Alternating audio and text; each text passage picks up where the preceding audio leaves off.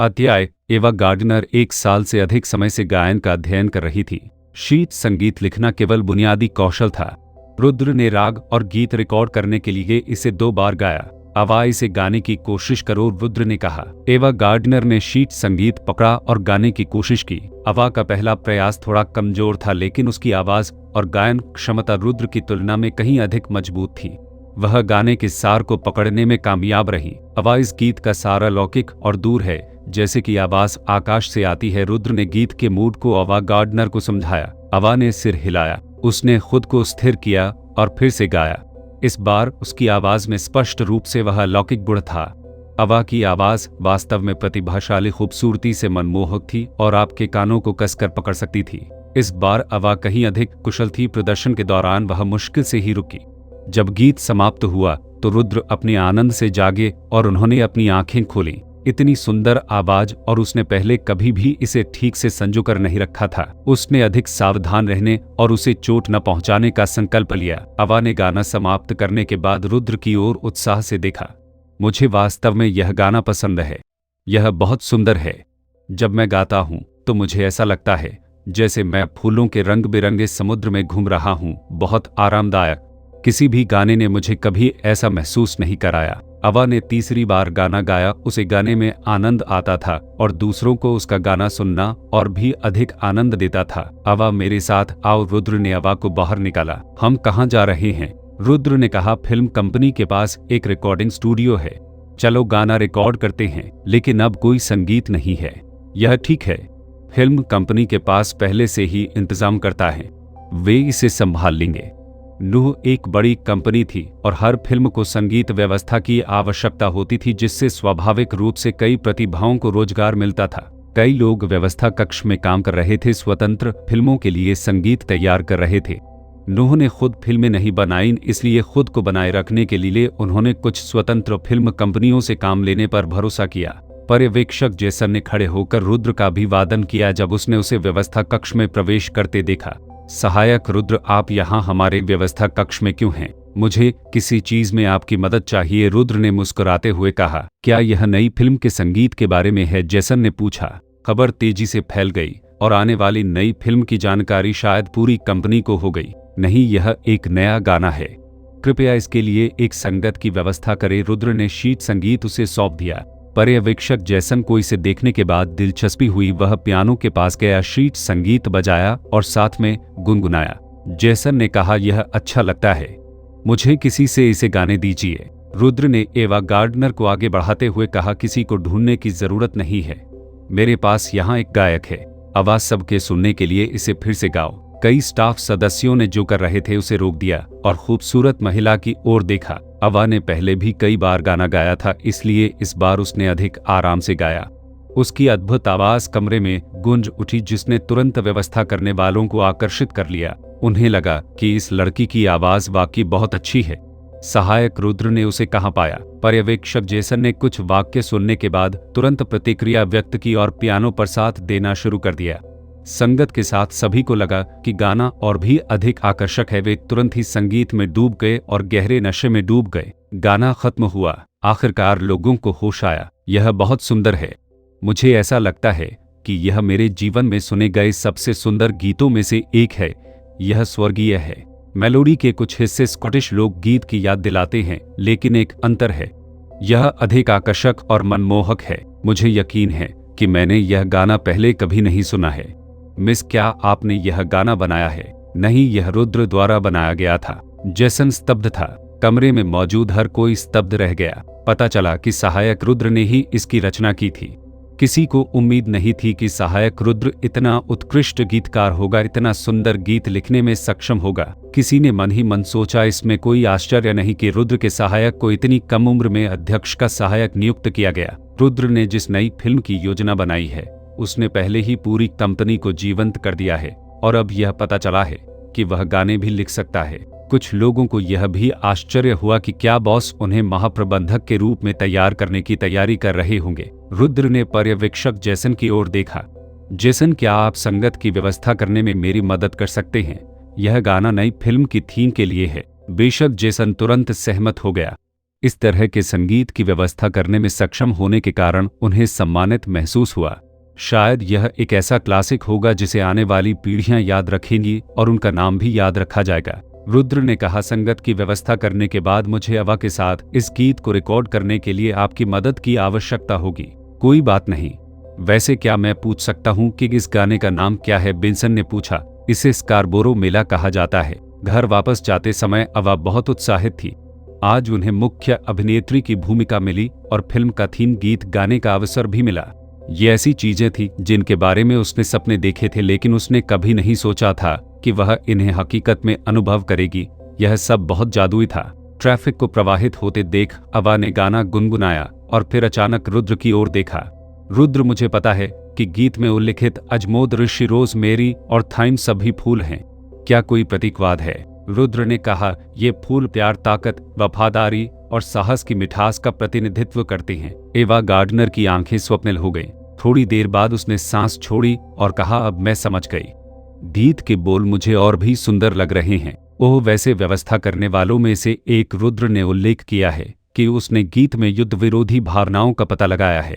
क्या यह सच है? रुद्र को पता था कि स्कारबोरो मेला की शुरुआत 1965 में हुई थी और वास्तव में इसमें युद्ध विरोधी अर्थ थे। संभवतः वियतनाम युद्ध का जिक्र था। हालांकि द्वितीय विश्व युद्ध के हालिया अंत को देखते हुए यह उतना ही प्रासंगिक था। रुद्र ने कहा, अब फिलहाल आपका काम इस गाने को अच्छी तरह से चमकाना है। मैं कंपनी से इसे एक रिकॉर्ड के रूप में रिकॉर्ड करवाऊंगा। हाँ, मैं निश्चित रूप से इसे अच्छा गाऊंगी, एवा गार्डनर ने उत्साह से कहा। रुद्र अवा को कंपनी में वापस लाया और उसे व्यवस्था पर्यवेक्षक जैसन को सौंप दिया, जबकि वह नोलन को खोजने गया। जब नोलन ने रुद्र को आते देखा तो उसने तुरंत उसका स्वागत किया। रुद्र, आओ और देखें। मैंने दूसरे और तीसरे स्तर के पुरुष अभिनेताओं का एक बैच चुना है। देखें कि क्या यहाँ कोई उपयुक्त अभिनेता है। तस्वीरों के साथ बायोडाटा इसमें उनकी पिछली भूमिकाओं और एक निश्चित प्रदर्शन समूह के साथ प्रदर्शन के अनुभवों आदि को सूचीबद्ध किया गया है। उनका वेतन स्पष्ट रूप से बड़े सितारों के समान नहीं था। कुछ को साप्ताहिक भुगतान भी किया जाता था, जिससे वे प्रति माह केवल $200 से $300 कमाते थे। उनमें से अधिकांश अवसर की तलाश में थे। वाइड बंच का मुख्य पुरुष नायक जॉन लगभग 30 साल का एक बूढ़ा चेहरा वाला व्यक्ति था। ऐसे लोग हॉलीवुड में बहुतायत में थे। रुद्र और नोलन ऐसे अभिनेता ढूंढना चाहते थे जिनका स्वभाव जॉन से मेल खाता हो। यह बहुत स्त्रियोचित है। इसकी आंखें तो बेजान हैं। इसकी ठुड्डी बहुत बदसूरत है। जैसे ही रुद्र अगले वाले की ओर मुड़ने वाला था, वह फोटो और प्रोफाइल देखकर दंग रह गया। 33 वर्षीय क्लिंट ईस्टवुड ने कई कम बजट की फिल्मों में सहायक भूमिकाएं निभाई थी, जिनमें से किसी के बारे में रुद्र ने नहीं सुना था। यह है कि यह कैसे संभव हो सका, लेकिन वह तस्वीर उस ईस्टवुड से मिलती जुलती थी जो उसे याद था। यदि इतिहास के अनुसार देखें तो ईस्टवुड अब केवल 15 वर्ष का होना चाहिए, जो समय और स्थान का पूर्ण विरूपण है। लेकिन रुद्र ने इस पर विचार किया। वह जिस दुनिया में आया उसमें बहुत सी चीजें ऐतिहासिक समय और स्थान से भिन्न थी और कई फिल्मी पात्र और घटनाएं सामने आईं। अब उलझने की चिंता क्यों? नोलन, इस व्यक्ति को देखने के लिए अंदर लाओ। रुद्र ने ईस्टवुड की ओर इशारा किया और निर्देशक नोलन से कहा। नोलन ने फोटो को देखा। ईस्टवुड, क्या आपको लगता है कि वह उपयुक्त है? रुद्र मुस्कुराया। वह रेत में दबा हुआ सोने का एक टुकड़ा हो सकता है। 0052 अध्याय 5252 पिता जलरक सतनल का प्रारंभ अध्याय। लबादा, ग्वाले की टोपी, उसके चेहरे पर मोटी ठूंठ, गहरी आंखें, उसके मुंह में आधा पिया हुआ सिगार, उसकी कमर से एक रिवॉल्वर लटक रही थी।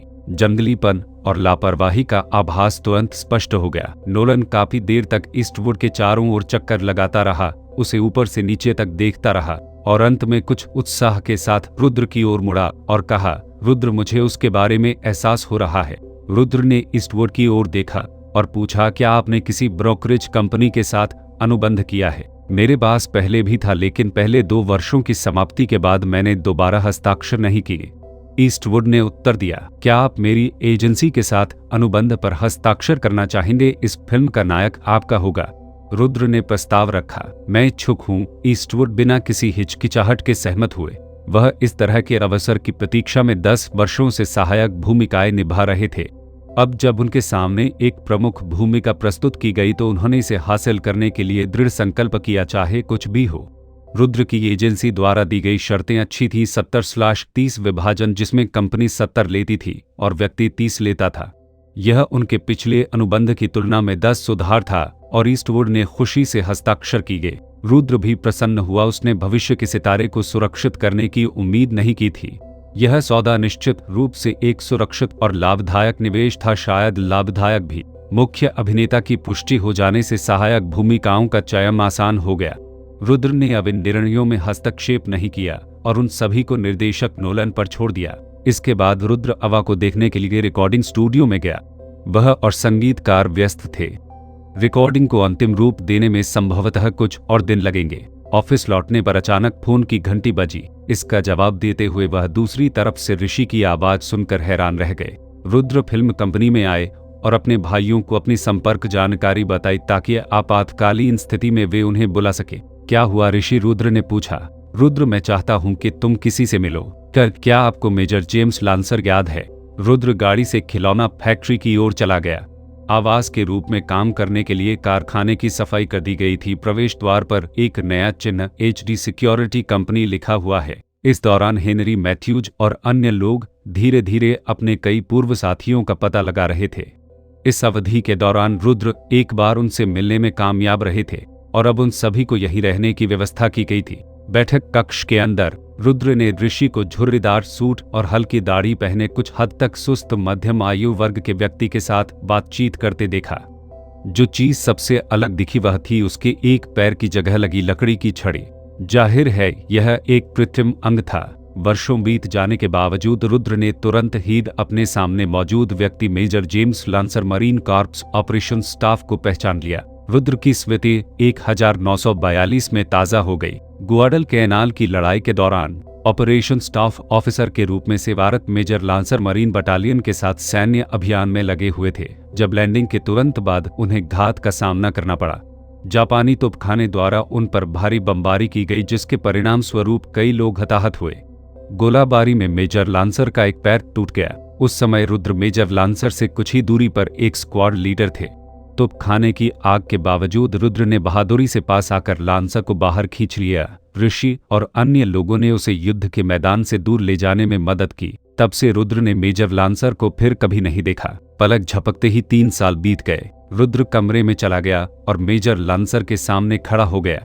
मेजर लांसर, क्या आप मुझे याद करते हैं? खुद को आर्मरेस्ट से सहारा देते हुए मेजर लांसर ने ईमानदारी से रुद्र की ओर देखा। बेशक रुद्र, हम एक बार साथ साथ लड़े थे।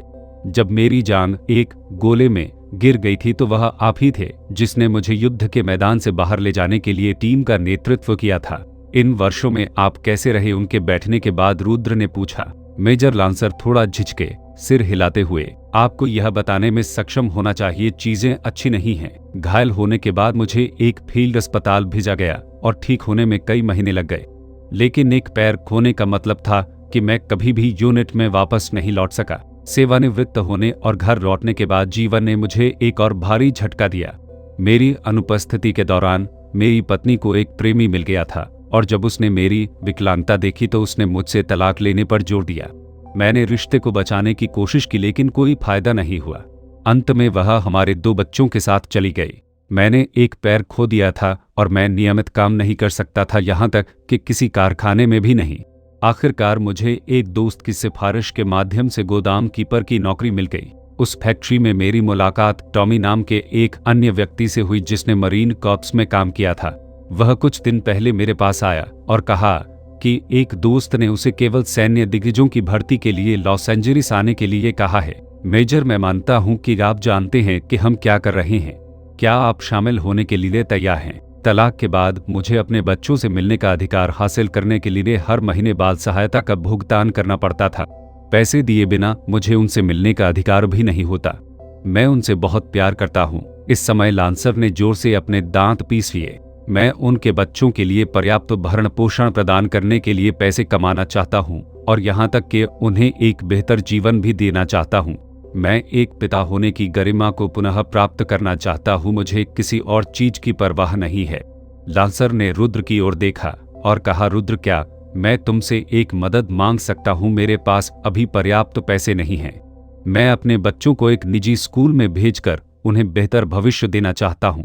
जिन सामुदायिक स्कूलों में वे रहते हैं वे गंदे हैं। और उनमें पर्याप्त शिक्षक नहीं है। मैं नहीं चाहता कि एक पिता के रूप में मेरी विफलता उनके भविष्य में बाधा बने। कोई बात नहीं, रुद्र बिना किसी हिचकिचाहट के सहमत हो गया। आज सप्ताहांत था।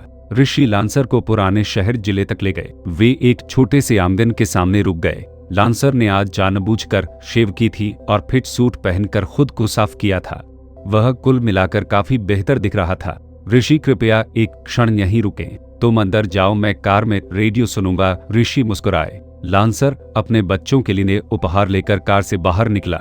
लंगड़ाते हुए भी वह दरवाजे तक गया और दरवाजे की घंटी बजाई। कुछ ही देर में लगभग 30 साल की एक महिला ने दरवाजा खोला। महिला की आंखों के किनारों पर चोट के निशान थे, हालांकि वह उन्हें अपने बालों से ढक रही थी, फिर भी वे दिखाई दे रहे थे। लांसर को आश्चर्य हुआ कि क्या उसे उसके वर्तमान आदमी द्वारा फिर से पीटा गया था। अगर वह उसकी पत्नी होती और कोई उसके परिवार को इस तरह नुकसान पहुंचाता तो वह उस कमीने को मार डालता, लेकिन अब इस महिला का उससे कोई लेना देना नहीं है। लांसर ने कहा, मैं बच्चों से मिलने आया हूं। महिला ने उस आदमी की ओर देखा, यह महसूस करते हुए कि वह पहले से अलग लग रहा था। फिर सड़क के किनारे खड़ी काली पालकी की ओर देखा। वह वापस घर की ओर मुड़ी और चिल्लाई, जीना सामंत था, एक क्षण के लिए बाहर आओ। जल्द ही 2 लड़कियां घर से बाहर भाग गईं। लांसर को देखकर वे उत्साह से चिल्ला उठे, डैडी डैडी यहाँ हैं। बड़ी बेटी गिनाए साल 12 साल की थी, जबकि छोटी सामंथा केवल 9 साल की थी। सामंथा ने लांसर की गर्दन को गले लगाया और सहलाया, पिताजी आप इतने समय से हमसे मिलने नहीं आए। मुझे क्षमा करें पिताजी, हाल ही में व्यस्त हैं। लांसर ने अपनी पूर्व पत्नी की ओर देखा और कहा, मैरी मुझे बच्चों को देखे हुए काफी समय हो गया है। आज मैं उन्हें दिन के लिए खेल के मैदान में ले जाना चाहता हूँ। आप क्या सोचती हैं? महिला ने अपनी दोनों बेटियों की ओर देखा जो उत्साहित और प्रयास करने के लिए उत्सुक दिख रही थी और सहमति में सिर हिलाया। दोनों लड़कियां उत्साह से चिल्लाईं, जीना सामंथा अपना बैकपैक लाओ। लांसर ने कहा, ठीक है पापा। दोनों लड़कियां अपना सामान पैक करने के लिए उत्साह से वापस घर की ओर भागी। लांसर और उसकी पूर्व पत्नी कुछ देर तक चुप होकर दरवाजे पर खड़े रहे।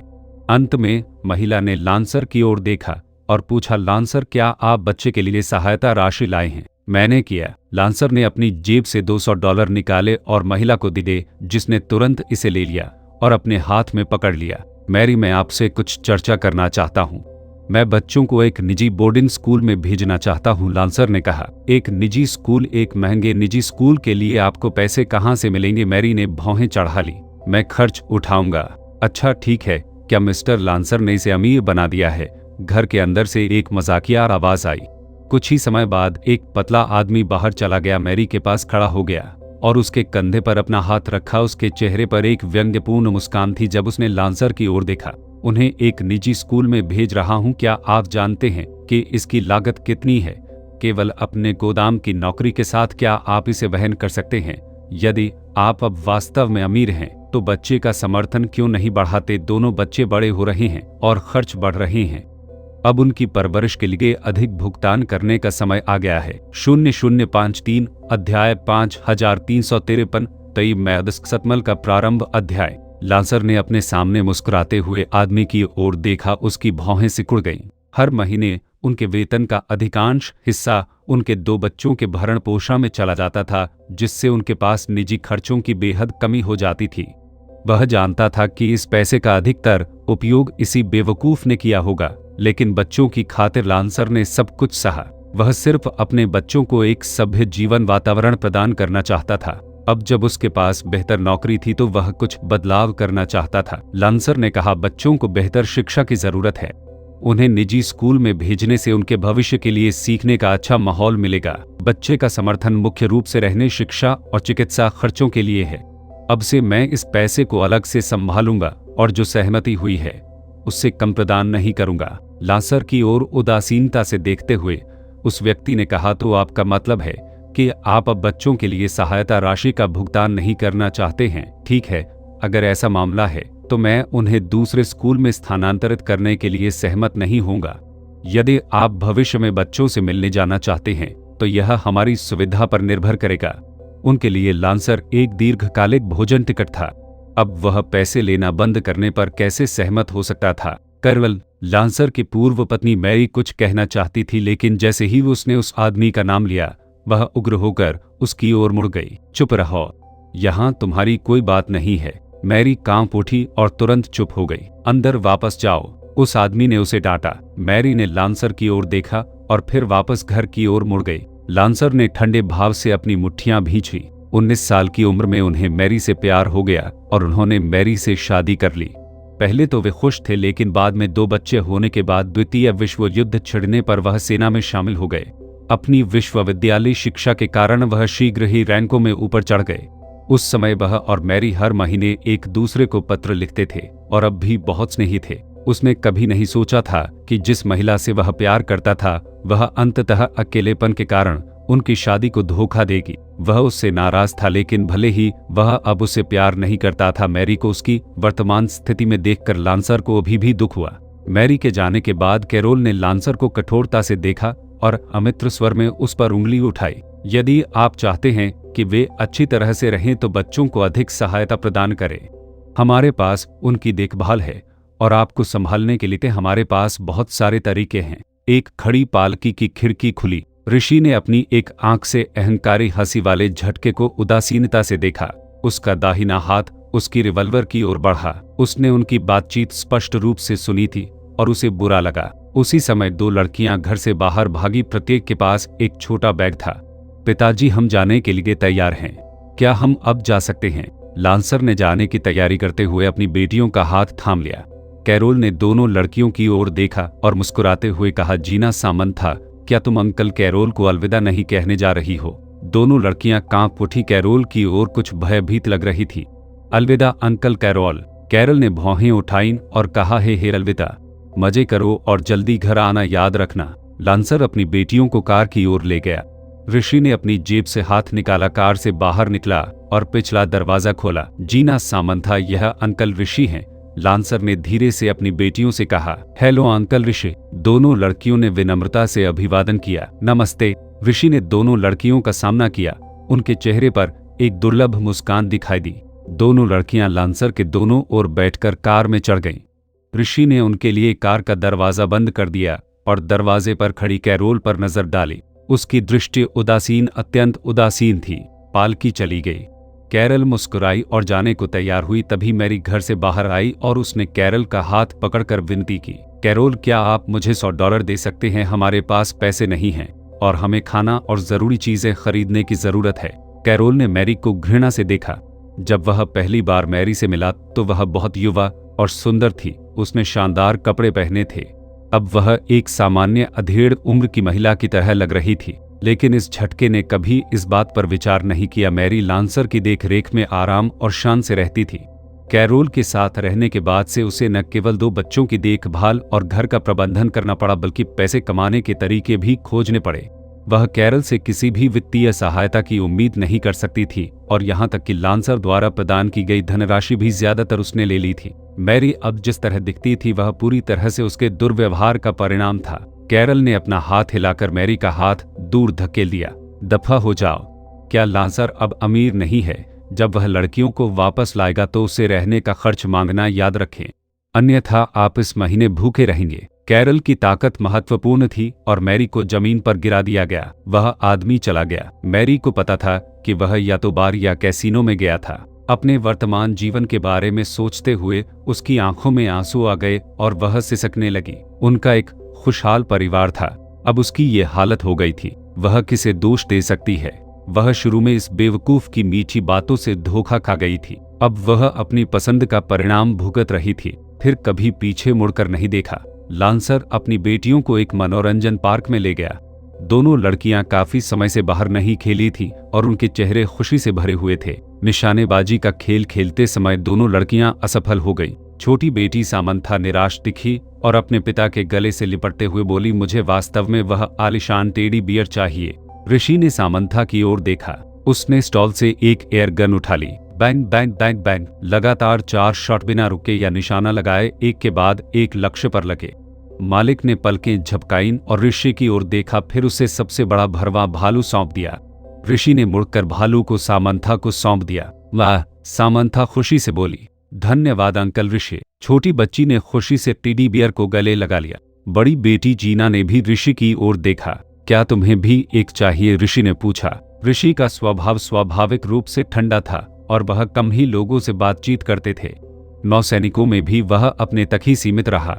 उनके सबसे करीबी साथी शायद ही रुद्र और वीर जितने करीब थे, लेकिन जब उसने दोनों लड़कियों को देखा तो उसे उनके प्रति स्नेह महसूस हुआ और वह उनके करीब रहना चाहता था। क्या मैं अंकल, ऋषि जीना ने पूछा। ऋषि ने फिर एयर गन उठा ली। Bang bang bang bang bang bang. Shops की एक और श्रृंखला। 3 लक्ष्यों को ध्वस्त कर दिया गया। मालिक ऊपरी शेल्फ पर एक नया टेडी बियर रखने ही वाला था कि ऋषि को फिर से जैकपॉट मिल गया। गंजे मालिक ने असहाय होकर भालू को ऋषि की बाहों में फेंक दिया। ऋषि ने भालू लिया और जीना को देने के लिए मुड़े। जीना ने खुशी से उसे गले लगा लिया, फिर एक पल के लिए सोचा, अपने पंजों पर खड़ी हो गई और ऋषि के गाल को चूम लिया। धन्यवाद अंकल ऋषि। ऋषि हैरान रह गए, उन्हें ठीक होने में थोड़ा समय लगा। दोनों लड़कियों ने अपने भालुओं को गले लगाया और हिंडोले पर खेलने चली गईं। ऋषि और लांसर बाहर खड़े होकर देख रहे थे। हिंडोले पर मौजूद लड़कियों के चेहरे पर उज्ज्वल मुस्कान थी। ऋषि ने एक सिगरेट निकाली और एक सिगरेट लांसर को दी। वे दोनों जल उठे। ऋषि ने लापरवाही से कहा, मेजर, मुझे लगता है कि हमें बच्चों के साथ मामला सुलझाना चाहिए। लांसर ने हल्की आह भरी। लांसर ने कहा, मैं उनकी कस्टडी हासिल करना चाहता हूं, लेकिन मुझे पता है कि मैरी हार नहीं मानेगी और वह आदमी आसानी से सहमत नहीं होगा। कानूनी प्रणाली से गुजरना शायद परेशानी भरा होगा। ऋषि ने उदासीनता से कहा, मेजर, कभी कभी कानून कुछ लोगों के खिलाफ प्रभावी नहीं होता है। लांसर आश्चर्यचकित था। उसे अचानक याद आया कि ऋषि और अन्य लोग अब गिरोह का हिस्सा थे। हाल ही में शामिल होने के बाद लांसर इस बात से बहुत परिचित नहीं था कि भीड़ कैसे संचालित होती है। आप क्या सोचना है कि हमें क्या करना चाहिए? लांसर ने पूछा। 3 विकल्प हैं। लांसर आश्चर्यचकित था। वह एक के बारे में भी नहीं सोच सकता था। अकेले ही ऋषि के पास 3 थे। 3 कौन से हैं? लांसर ने पूछा। पहला, मुझे इसे संभालने दो। दूसरा, हेनरी और मैथ्यू को इसे संभालने दो। तीसरा, रुद्र को इसका ख्याल रखने दो। ऋषि ने कहा, क्या फर्क पड़ता है? लांसर उत्सुक था। अंतर काफी महत्वपूर्ण है। यदि आप पहले को चुनते हैं तो उस आदमी को न जाने कहां से आने वाली गोलियों से सड़क पर मार दिया जाएगा। यदि आप दूसरा चुनते हैं तो हेनरी और मैथ्यू उसे चट्टानों से बांध देंगे और खाड़ी में फेंक देंगे। वह एक लापता व्यक्ति बन जाएगा। ऋषि ने धुएं का गुबार छोड़ा और लापरवाही से कहा, रुद्र आपको लड़कियों की कस्टडी वापस पाने में मदद करेगा और बाकी काम मुझ पर या हेनरी और मैथ्यू पर छोड़ा जा सकता है। 0054 अध्याय 5454 इवांटेक एक्शनक 60 रमेल का प्रारंभ। अध्याय। लांसर सिगरेट पी रहा था। सिगरेट का बट उसकी उंगलियों को जलाने वाला था। उसने सिगरेट का बट जोर से गिरा दिया। ऋषि, उन पर नजर रखने में मेरी मदद करो, मुझे रुद्र को फोन करना है। ऋषि ने सिर हिलाया और दोनों लड़कियों की ओर देखा। लड़कियां अपने लकड़ी के घोड़ों पर घूमी और एक साथ ऋषि की ओर हाथ हिलाया। अंकल ऋषि। ऋषि को उनके बुलाने की आवाज बहुत पसंद आई। मुस्कुराते हुए और लड़कियों की ओर हाथ हिलाते हुए। जब ऋषि ने पहले लांसर से बात की तो यह सम्मान के कारण था, लेकिन उन्होंने पहले ही अपना मन बना लिया था। यदि लांसर झिझकता रहा तो उसे मामलों को अपने हाथों में लेने में कोई आपत्ति नहीं होगी। रुद्र ने एक बार कुछ ऐसा कहा था जो उसे याद आ गया, हम भाई हैं। भाई कभी कभी मूर्खतापूर्ण व्यवहार करते हैं, खो जाते हैं, मुसीबत में पड़ जाते हैं। यह सब ठीक है। हमें आगे आना चाहिए और उनकी मदद करनी चाहिए। रुद्र इस समय कुछ काम कर रहा था। अब उनकी 3 कंपनियां थी, Rudra security, Rudra film company और रुद्र टैलेंट एजेंसी। लांसर की कल की यात्रा ने रुद्र के मन में सुरक्षा कंपनी के प्रमुख के लिए एक उम्मीदवार खड़ा कर दिया था। जहां तक फिल्म कंपनी का सवाल है, इस समय यह अनिवार्य रूप से एक खाली खोल थी। उस पद को भरने की कोई जल्दी नहीं है, लेकिन प्रतिभा एजेंसी ने 4 अन्य लोगों के साथ एवा गार्डनर पर हस्ताक्षर किए थे और ईस्टवुड पर हस्ताक्षर करने की तैयारी कर रही थी। उन्हें यह सब प्रबंधित करने में सक्षम किसी व्यक्ति की आवश्यकता थी। किसे चुनना है? रुद्र ने उस रियल एस्टेट सेल्समैन एडवर्ड के बारे में सोचा। 2 मुलाकातों के दौरान रुद्र ने पाया कि एडवर्ड बहुत बुद्धिमान और मेहनती है। भविष्य में उनके जैसा कोई व्यक्ति कम नहीं पड़ेगा। रुद्र ने अपने इरादे बताते हुए एडवर्ड को फोन किया। एडवर्ड बिना किसी हिचकिचाहट के सहमत हो गया। मिस्टर रुद्र, मैं आपके लिए काम करने को तैयार हूँ। क्या आप प्रतिभा एजेंसी व्यवसाय को समझते हैं? रुद्र ने पूछा। एडवर्ड ने आश्वासन दिया। ईमानदारी से कहूँ तो मिस्टर रुद्र, मैंने पहले टैलेंट एजेंसी का काम नहीं किया है, लेकिन चिंता न करें, मैं सीख सकता हूँ। मैं जल्दी सीखता हूँ और कुछ ही समय में बिजनेस में महारत हासिल कर लूंगा। अच्छा, तो फिर आप ही हैं। अभी आएं और मैं आपको एजेंसी के संचालन के बारे में जानकारी दूंगा। 20 मिनट के भीतर एडवर्ड रुद्र के सामने था। तेजी से दौड़ने के कारण उसकी सांसें थोड़ी उखड़ रही थी। कुछ कलाकार अनुबंध प्राथमिकता थे। रुद्र ने एडवर्ड के साथ अपने विचार साझा किए। फिलहाल हम अन्य ऑपरेशनों में जल्दबाजी नहीं कर रहे हैं। एवा और ईस्टवुड महत्वपूर्ण हैं। आपको सीखने के लिए कुछ समय की आवश्यकता होगी। समझ गए रुद्र जी? एडवर्ड ने सोचा। मिस्टर रुद्र, एजेंसी के भविष्य के लिए आपकी क्या उम्मीदें हैं? यह आपकी क्षमताओं पर निर्भर करता है। एडवर्ड ने सिर हिलाया। मैं कड़ी मेहनत करूंगा बॉस। तभी रुद्र की मेज पर एक फोन बजा। इसे उठाकर वह दूसरे छोर पर लांसर की बात सुनकर आश्चर्यचकित रह गया। एडवर्ड के जाने के बाद लांसर ने सब कुछ समझाया और रुद्र समझ गया। मेजर बच्चों के साथ खेलने के बाद उन्हें वापस न भेजे। उन्हें कुछ दिनों के लिए होटल में रखें। उनके लिए कपड़े और दैनिक आवश्यकता की चीजें खरीदें। इससे उन्हें स्कूल में बसने में आसानी होगी। कल बच्चों को जल्द से जल्द दाखिला दिलाने के लिए निजी बोर्डिंग स्कूल से संपर्क करें, रुद्र ने निर्देश दिया। लांसर ने कहा, लेकिन मैरी के पास कानूनी हिरासत है। मुझे चिंता है कि वह सहमत नहीं होगी। उसके हस्ताक्षर के बिना बच्चों को स्कूल में लाना मुश्किल होगा। रुद्र ने सोचा कि लांसर एक ईमानदार व्यक्ति था जिसने अभी तक अपनी नई भूमिका के साथ तालमेल नहीं बिठाया था। आराम करो, हम प्राधिकरण प्राप्त कर लेंगे। बच्चे आसानी से नामांकन कर लेंगे। कानूनी हिरासत में थोड़ा अधिक समय लग सकता है, लेकिन यह बहुत परेशानी भरा नहीं होगा, रुद्र ने लापरवाही से कहा। फोन रखते हुए रुद्र ने मेज पर अपनी उंगलियां थपथपाते हुए सोचा कि इस मामले को कैसे संभालना है। उन्होंने कभी हत्या की वकालत नहीं की। यह सभी समस्याओं के समाधान के बाद के लिए आरक्षित प्रक्रिया थी। शहर के केंद्र के दक्षिण में बिग इवान की गतिविधियां वहीं आसपास लग रही थी। रुद्र ने बिग इवान को बुलाया। कॉल तुरंत कनेक्ट हुई और एक कर्कश आवाज ने उत्तर दिया, मैं बिग इवान हूँ। कौन कॉल कर रहा है? यह मैं हूँ। ओह बॉस, मैं आपके लिए क्या कर सकता हूँ? रुद्र ने कहा, कैरोल नाम के किसी व्यक्ति की जांच करने में मेरी मदद करें।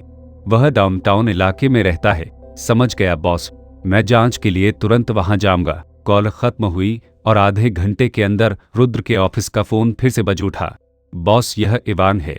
मैंने उस लड़के कैरल के बारे में जानकारी एकत्र कर ली है। आगे बढ़ो। कैरोल 30 साल का पोलिश मूल का एक कम जीवन वाला स्ट्रीट ठग है। वह पहले भी चोरी के आरोप में 2 बार जेल जा चुका है, लेकिन इसके अलावा और कुछ नहीं। बॉस, क्या इस आदमी ने आपको ठेस पहुंचाई है? क्या मुझे इसे अभी बाहर ले जाना चाहिए या आपके पास ले आना चाहिए? इवान ने पूछा। रुद्र ने सोचा और पूछा, क्या वह क्षेत्र पोलिश गिरोह के नियंत्रण में है? क्या वह उनके दल का हिस्सा है? वह वास्तव में पोलिश गिरोह का हिस्सा नहीं है, एक छोटे समय के बाहरी व्यक्ति की तरह है। पोलिश गिरोह के साथ क्या स्थिति है? पोलिश गिरोह का नेता नोवाकोवस्की है, जिसके लगभग 1 दर्जन प्रमुख सदस्य और दर्जनों विविध ठग हैं। आप इस बारे में क्यों पूछ रहे हैं? बॉस, इवान उत्सुक था। रुद्र ने एक क्षण सोचा। डाउनटाउन क्षेत्र हॉलीवुड की सीमा से सटा हुआ था और कम वांछनीय होने के कारण प्रमुख गिरोह द्वारा इसे नजरअंदाज कर दिया गया, जिससे इवान के रूसी गिरोह और पोलिश गिरोह जैसे छोटे गुटों का उदय हुआ। उसका लक्ष्य स्पेनिश गिरोह को खत्म करना, हॉलीवुड पर कब्जा करना और शहर क्षेत्र में अपना प्रभाव बढ़ाना था। इवान, मेरे पास तुम्हारे लिए एक काम है। इवान तुरंत उत्तेजित हो गया। कौन सा काम बॉस? रुद्र ने अपनी योजना बताई और दूसरी तरफ इवान सिर हिलाता रहा। समझ गया बॉस, मुझे पता है क्या करना है। 11 लोगों सभी पूर्व सैनिकों को भर्ती करने में 1 सप्ताह से अधिक का समय लगा, जो काफी दुर्लभ था।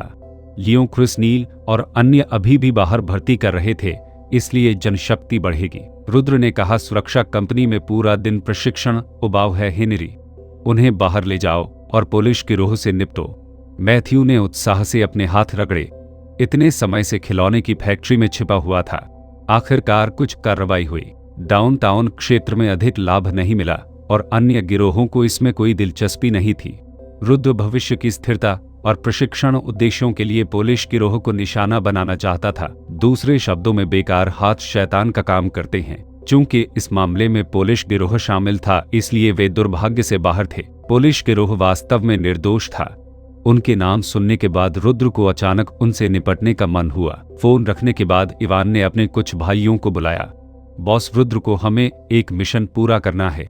रुद्र का नाम सुनकर वे लोग अनजाने में कांपने से खुद को नहीं रोक सके। वे वास्तव में इसकी मदद नहीं कर सके। इन लोगों को 1 सप्ताह के लिए बिना भोजन के रुद्र के तहखाने में बंद कर दिया गया था, जिससे गहरे मनोवैज्ञानिक घाव हो गए थे। उसका नाम सुनकर ही वे भयभीत हो गए। बॉस, रुद्र हमसे क्या करवाना चाहते हैं? उनमें से एक ने सावधानी से पूछा, जाओ कैरल नाम के एक पोलिश ठग से निपटो। वे लोग तुरंत उत्तेजित हो गए। धिक्कार है, किस पोलिश सुअर ने बॉस रुद्र के साथ खिलवाड़ करने की हिम्मत की, हम उसे मार डालेंगे, उसे मारना ही होगा। हाँ, मैं उसका सिर उसकी गांड में भर दूंगा। ये लोग कैरल नाम के इस लड़के पर रुद्र के प्रति अपना सारा डर निकालने के लिए तैयार थे। जैसे ही कैरोल बार से बाहर निकलकर खेल के लिए भूमिगत कैसीनो की ओर जा रही थी, कई हट्टे कट्टे आदमी उसके पास आए। कैरल ने तेज नजरों से रूसी गिरोह के नेता बिग इवान और उसके भाइयों को आते हुए पहचान लिया और तेजी से एक ओर हट गई। यह सोचकर कि वह मुसीबत से बच गया है, कैरोल ने राहत की सांस ली। लेकिन तभी इवान के एक आदमी ने कैरोल को कॉलर से पकड़ लिया और धमकी भरे लहजे में कहा, तुम क्या देख रहे हो पंग? कैरल भयभीत थी। मैंने कुछ भी नहीं देख रहा था, मैंने कहा था कि आप देख रहे थे। अब इसे महसूस करें। इसके साथ ही उसने कैरल की आंत में जोरदार मुक्का मारा। बर्न कैरल के शरीर में एक चुभने वाला दर्द हुआ और वह दर्द से कराहते हुए जमीन पर गिर पड़ा। दूसरों ने बिना समय बर्बाद किए कैरोल के पूरे शरीर पर वार किए, महत्वपूर्ण स्थानों को बचाया, लेकिन जहां भी चोट लगी वहां वार किया। इवान बगल में खड़ा था, बाहें फैलाए इस दृश्य को देख रहा था। जब इस तरह के मैल से निपटने की बात आई तो इवान के पास सैकड़ों तरीके थे। वह इस तरह के काम में प्रोफेशनल थे। 0055 शब्द 5555 बेनिफिट्स अवबाद कप्यूतेशंक सतमल की शुरुआत अध्याय। कैरल को किसी ने जमीन से पकड़ लिया और दूसरे व्यक्ति ने उसकी बाईं पसली पर जोरदार प्रहार किया। असहनीय दर्द के कारण कैरोल सांस लेने में असमर्थ हो गई। मूल रूप से सड़क पर पैदल चलने वाले सभी दूर खड़े थे और पास आने की हिम्मत नहीं कर रहे थे। कुछ लोग फुसफुसाए, क्या वह रूसी गिरोह का बॉस बिग इवान नहीं है? कैरल ने उसे कैसे उकसाया? चाहे उसने इवान को कितना भी उकसाया हो, कैरल अब बड़ी मुसीबत में है। एक रूसी ताकतवर ने चारों ओर दर्शकों की ओर देखा और वे सभी चौंक गए और डर के मारे भाग गए। इवान ने कैरल की ओर देखा जो बेजान लग रही थी और ठंडे स्वर में कहा, उसे वापस ले जाओ। अपने बेस पर वापस कैरोल को एक और क्रूर पिटाई का शिकार होना पड़ा। कृपया मुझे मारना बंद करो, मुझे छोड़ दो। इवान ऊपर चला गया, कैरल को जमीन पर पड़ा हुआ देखा और ठंडे स्वर में कहा, तुमने क्या गलती की? मुझे तुम्हारी तरफ नहीं देखना चाहिए था। बड़े इवान, कृपया मुझे मत मारो, मुझे पता है कि मैं गलत था, कैरल ने रोते हुए विनती की। कैरल जैसे स्ट्रीट ठगों की कोई गरिमा नहीं थी और वे विशेष रूप से मृत्यु से डरते थे। इवान ने कहा, यदि आप मरना नहीं चाहते तो जीवित रहने का एक तरीका है। क्या तरीका है? इवान ने अपने आदमियों की ओर हाथ हिलाया और उनमें से एक कागज का एक टुकड़ा लाया। इवान ने इसे कैरोल के सामने थप्पड़ मार दिया। इस पर हस्ताक्षर करें। कैरोल ने देखा और पाया कि यह एक IOU था। मैंने इवान से ऊंची ब्याज दर पर $5000 उधार लिए। कैरल मूर्ख नहीं थी, वह जानता था कि एक बार जब उसने इस IOU पर हस्ताक्षर कर दिया तो उसे जीवन भर इन लोगों द्वारा निशाना बनाया जाएगा। जब तक कि वह लहूलुहान न हो जाए तब तक लगातार जबरन वसूली की जाएगी। बड़ा इवान की बंदूक एक बार फिर कैरोल के सिर पर तानी हुई थी। अगर तुम हस्ताक्षर नहीं करोगे तो मैं किसी को तुम्हें डूबने के लिए सीवर में फेंकवा दूंगा, इवान ने शातिराना ढंग से कहा। कैरल जानती थी कि इवान ऐसा अवश्य करेगा। वह मरना नहीं चाहता था। कांपते हुए उसने कलम उठाई और अपने नाम पर हस्ताक्षर कर दिए। इवान ने IOU उठाया, उसे देखा और कैरोल के सिर को थपथपाते हुए मुस्कुराया। इस सबूत के साथ अदालत में भी मैं जीत जाऊंगा। मुझे अब भी कानून पर भरोसा है। कैरल ने मन ही मन सोचा, आप कानून में विश्वास करते हैं? हाँ, सही है। इसके बाद इवान ने 2 और दस्तावेज बनाए और उन्हें कैरोल के सामने फेंक दिया। कैरल ने हैरान होकर इवान की ओर देखा। ये क्या है बिग इवान? इवान ने कहा, एक 2 लड़कियों के लिए एक निजी बोर्डिंग स्कूल में प्रवेश के लिए एक सहमति पत्र है, दूसरा एक हिरासत समझौता है। उन्हें वापस ले जाएं और अपनी पत्नी से हस्ताक्षर करवाएं। कैरल मूर्ख नहीं थी। आखिरकार उसे समझ आ गया कि इवान ने अचानक उसके लिए परेशानी क्यों खड़ी कर दी। इसकी व्यवस्था लांसर ने की होगी। इस समय वह लांसर से नफरत करता था और उस महिला से और भी अधिक नफरत करता था। यदि वह न होती तो आज उसे इतनी मार कैसे सहनी पड़ती और रूसी माफिया से जान से मारने की धमकियां कैसे मिलती। इवान ने कहा, मैं आज समझौता देखना चाहता हूं। अगर मुझे यह नहीं मिला तो कल तुम्हारी लाश गटर में तैर रही होगी। कैरल के घर पर एक कार रुकी। कैरल बाहर निकली और इवान ने कहा, हम यहाँ आपका इंतजार करेंगे। मेरा धैर्य सीमित है। आपके पास अधिकतम आधा घंटा है, अन्यथा आप परिणाम जानते हैं। कैरल कांपते हुए समझौता हाथ में लेकर अपने घर की ओर चल दी। उसने धक्का देकर दरवाजा खोला उसकी पत्नी सुई का काम कर रही थी और कैरल को चेहरे पर चोट और खून से सना हुआ देखकर चिंता से उठ खड़ी हुई। तुम्हें क्या हुआ कैरल, तुम घायल क्यों हो? कैरल ने सोचा कि इनमें से अधिकतर चोटें आपकी वजह से थी। वह नफरत से भर गया और बिना किसी हिचकिचाहट के उसने महिला के चेहरे पर जोरदार तमाचा जड़ दिया। स्मैक! मैरी का चेहरा तुरंत सूज गया, उसके मुंह के कोने पर खून लग गया। कैरोल, तुमने मुझे क्यों मारा? मैरी दर्द से चिल्ला उठी। कैरल ने मैरी को बुरी नजर से देखा। यह सब तुम्हारी वजह से है, मूर्ख महिला। अगर तुम नहीं होती तो क्या मुझे रूसियों द्वारा इतनी बुरी तरह पीटा जाता? जब से मैं तुमसे मिला हूं मेरे दिन अच्छे नहीं रहे। तुम बेकार हो। कैरल ने अपने शरीर से दस्तावेज निकाले और उन्हें मेज पर पटक दिया। अभी इन चीजों पर हस्ताक्षर करो, जल्दी करो। मैरी ने दस्तावेज उठाए और उन्हें पढ़ा। सहमति पत्र। जीना और सामंथा को अध्ययन के लिए निजी बोर्डिंग स्कूल में प्रवेश की अनुमति दे। दूसरे दस्तावेज की ओर मुड़ना। यह संरक्षकता परिवर्तन समझौता था। लांसर को संरक्षकता हस्तांतरित करने पर सहमति। लांसर, क्या लांसर ने तुम्हें परेशान किया? मैरी ने कैरोल की ओर देखा और पूछा। अगर यह वह नहीं था तो और कौन हो सकता था? उसने गैंगस्टरों से मुझे धमकाया। यदि तुम हस्ताक्षर नहीं करोगे तो वे मुझे मार डालेंगे। जल्दी करो और हस्ताक्षर करो, कैरोल ने गुस्से से कहा। मैरी ने सिर हिलाया। मैं हस्ताक्षर नहीं करूंगा। यदि मैं हस्ताक्षर करता हूं तो जीना और सामंथा मेरी नहीं रहेंगी। कैरल गुस्से में थी। उसने मैरी के बाल पकड़ लिए और हताशा में चिल्लाई, यदि तुम हस्ताक्षर नहीं करोगे तो वे मुझे पीट पीट कर मार डालेंगे, क्या तुम समझी? लेकिन अगर मैंने हस्ताक्षर किए तो मैं अपनी बेटियों को खो दूंगा। मैं लांसर से बात करना चाहता हूं। मैरी ने अंतिम संघर्ष किया। क्या आपको लगता है कि अब भी आपके पास उसे ढूंढने का मौका है? गैंगस्टर बाहर इंतजार कर रहे हैं। अगर मैंने इसे जल्दी से नहीं सौंपा तो वे मुझे तुरंत मार डालेंगे। महिला ने रोते हुए समझौते पर हस्ताक्षर कर दिए। कैरल ने तुरंत समझौता पत्र लिया और चली गई। इवान ने दस्तावेज लिए, उन्हें देखा, संतुष्टि में सिर हिलाया, फिर कैरोल की ओर देखा और मुस्कुराया। यह मामला खत्म हो गया है। ओह, वैसे क्या आपको अपनी चोटों के लिए कुछ चिकित्सा व्यय की आवश्यकता है? इस आपदा से बचना पहले से ही सौभाग्य माना जाता था। उसने रूसी गिरोह से चिकित्सा खर्च या कुछ और मांगने की हिम्मत नहीं की। वह बस यही चाहता था कि ये लोग उसके जीवन से गायब हो जाए। इवान और उसका समूह चले गए। कैरोल घर लौट आई। महिला अभी भी रो रही थी, अपने बच्चों को खो चुकी थी। उसे लग रहा था कि उसकी दुनिया ढह गई है। उसे कैरोल के लिए आशा की एक किरण दिखाई देती थी, लेकिन अब उसे केवल निराशा और नफरत महसूस हो रही थी। यदि वह नहीं होता तो उसका अंत इस तरह कैसे हो सकता था? खेल के मैदान में बच्चे अभी भी खेल रहे थे। उनके साथ लांसर और ऋषि भी थे। इसी समय लगभग 2 मीटर लंबा एक लंबा आदमी उनके पास आया। अरे ऋषि, बॉस ने मुझे तुम्हारे लिए कुछ लाने के लिए भेजा है। ऋषि ने उन्हें लांसर से मिलवाया। सर, यह रूसी गैंग का बॉस इवान है। लांसर थोड़ा स्तब्ध था। रूसी गिरोह का मालिक यहाँ क्यों है? Hello mister lancer, boss Rudra ने मुझसे इन्हें आपके पास लाने के लिए कहा था। इवान ने अपनी जेब से दोनों समझौते निकालते हुए कहा। लांसर ने नजर डाली और बहुत आश्चर्यचकित हुआ। ये नामांकन, सहमति और संरक्षकता समझौता और मैरी के हस्ताक्षर हैं। तभी लांसर को ऋषि की बात याद आई। यदि आप सहमति और संरक्षकता प्राप्त करना चाहते हैं तो रुद्र आपके लिए इसकी व्यवस्था कर सकता है। लांसर को कुछ उम्मीदें थी, लेकिन उसे चीजें इतनी जल्दी घटित होने की उम्मीद नहीं थी। धन्यवाद इवान। लांसर ने समझौतों को कसकर पकड़ लिया और अपना आभार व्यक्त किया। हाँ, आपका स्वागत है। मैं बस बॉस के आदेशों का पालन कर रहा हूँ। खैर, मैं अब छुट्टी लूंगा मिस्टर लांसर। ऋषि, अलविदा। इवान मुस्कुराया और विदा ले लिया। इसके बाद जो हुआ वह बहुत सहजता से हुआ। अगले दिन जीना और सामंथा को बोर्डिंग स्कूल भेज दिया गया। दोनों लड़कियों को वहां पर्याप्त भोजन, अच्छी शिक्षा और सबसे महत्वपूर्ण एक सुरक्षित वातावरण मिलेगा। कुछ दिनों बाद कैरोल बार से बाहर आई। बाहर पहले से ही अंधेरा था। वह लड़खड़ाते हुए घर पहुंचा। अचानक एक काली पालकी तेजी से आई और कैरल को एक धमाके के साथ बाहर फेंक दिया गया। जब तक लोगों ने उसे खोजा तब तक वह ठंडा हो चुका था। पुलिस ने निर्धारित किया कि यह एक यातायात दुर्घटना थी।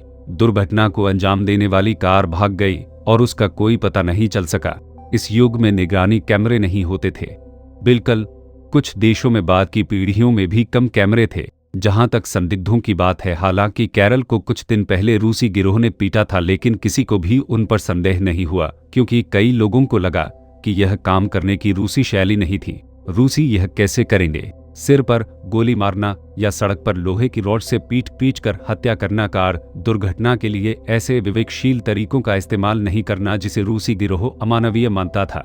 खराब प्रतिष्ठा होने के अपने फायदे थे। 0056 अध्याय 5656 लूटिंग द पुलिस टेंडेक्स की शुरुआत। अध्याय अपनी 2 बेटियों से संबंधित मुद्दे सुलझ जाने के बाद लांसर को पूरी तरह से आराम महसूस हुआ। सुरक्षा कंपनी के सम्मेलन कक्ष के अंदर रुद्र लांसर के साथ बातचीत कर रहा था। लांसर, मैं तुम्हें यहाँ के मामलों के लिए जिम्मेदार सुरक्षा कंपनी के प्रमुख के रूप में नियुक्त करना चाहता हूँ, रुद्र ने कहा। लांसर ने स्वीकार करने में संकोच नहीं किया। रुद्र, निश्चिंत रहो, मैं सुरक्षा कंपनी को अच्छी तरह से प्रबंधित करने की पूरी कोशिश करूंगा। अब हमारी मुख्य चिंता स्पेनिश गिरोह से निपटना है। क्या आपके पास कोई सुझाव है? रुद्र ने सिगरेट का कश लेते हुए पूछा। मेरी योजना एक ऑपरेशंस रिसर्च ऑफिस स्थापित करने की है ताकि स्पेनिश गिरोह के बारे में सभी खुफिया जानकारी इकट्ठा की जा सके, उनके व्यवसायों, सशस्त्र बलों, कर्मियों, संपर्कों और अन्य प्रासंगिक जानकारी को समझा जा सके। हमारे उद्देश्यों के साथ इसकी तुलना करके हम व्यापक परिचालन योजनाएं तैयार कर सकते हैं। हमारे पास सुरक्षा कंपनी में पहले से ही 20 से अधिक कर्मचारी हैं। उनका प्राथमिक कार्य जानकारी इकट्ठा करना होगा। मुझे याद है कि एक भर्तीकर्ता के पास संचार की पृष्ठभूमि है और वह फोन निगरानी में कुशल है। लांसर ने अपनी योजना की रूपरेखा प्रस्तुत की। रुद्र ने ध्यान से सुना, लेकिन उसके मन में कुछ शंकाएं थी। एक सैन्य अभियान की तरह एक गिरोह से निपटने के लिए एक संचालन अनुसंधान कार्यालय की स्थापना करना, इस दुनिया में कितने गिरोह इस तरह के दृष्टिकोण का सामना कर सकते हैं जिसके बाद एक सुनियोजित और निर्णायक हमला किया जा सकता है। लेकिन रुद्र को यह विचार पसंद आया। रुद्र ने मुस्कुराते हुए कहा, मैं आपके प्रस्ताव से सहमत हूँ। मैं आपके अपडेट का इंतजार करूंगा। तभी हेनरी कमरे में दाखिल हुआ और रुद्र को देखते ही तुरंत बोला, बॉस, मैं आप तक पहुंचने की कोशिश कर रहा था और उम्मीद नहीं थी कि आप यहाँ मिलेंगे। क्या बात? हमने पुलिस गिरोह के उन लोगों की देखभाल की। वे अब टूट चुके हैं और शक्तिहीन हैं, लेकिन हमें उनके मालिक के घर में कुछ चीजें मिली जो मुझे लगता है कि आपको देखनी चाहिए। क्या चीजें? रुद्र की रुचि जगी। हेनरी ने समझाया, कलाकृतियां और तेल चित्रकारी। वे बहुत अच्छी लगती हैं, लेकिन हम उनके बारे में ज्यादा नहीं जानते हैं, इसलिए मैंने सोचा कि आपको एक बार देख लेना चाहिए। आइए इसे जांचने चले। हेनरी रुद्र को शहर के दक्षिणी हिस्से में ले गया और एक छोटी 2 मंजिला लाल ईंट की इमारत के सामने रुक गया। इसकी कुछ खिड़कियों को छोड़कर सभी लोहे की मोटी जालियों से बंद थी। यह उल्लेखनीय नहीं था। सड़क के किनारे कई गाड़ियां खड़ी थी और पास में सूट पहने कुछ आदमी खड़े थे। जब रुद्र कार से बाहर निकला तो उन्होंने आदरपूर्वक उसका स्वागत किया। ये हाल ही में भर्ती हुए थे। हेनरी ने बताया, यह इमारत पोलिश गिरोह के मालिक नोवाकोवस्की का निजी निवास था। उन लोगों की देखभाल करने के बाद हमने जगह की खोज की और कलाकृतियों से भरे एक विशाल भूमिगत तहखाने की खोज की। बाद में मैंने इसके बारे में चारों ओर पूछा और पता चला कि नोवाकोवस्की एक चोर था। पोलिश गिरोह भी मुख्य रूप से चोरी के कारोबार, बैग चोरी, कारों की चोरी, घरों में सेंध लगाना और चोरी का सामान बेचने में लगा हुआ था। अंदर प्रवेश करते ही उन्होंने कहा, मैथ्यू और 2 अन्य लोग अंदर हैं।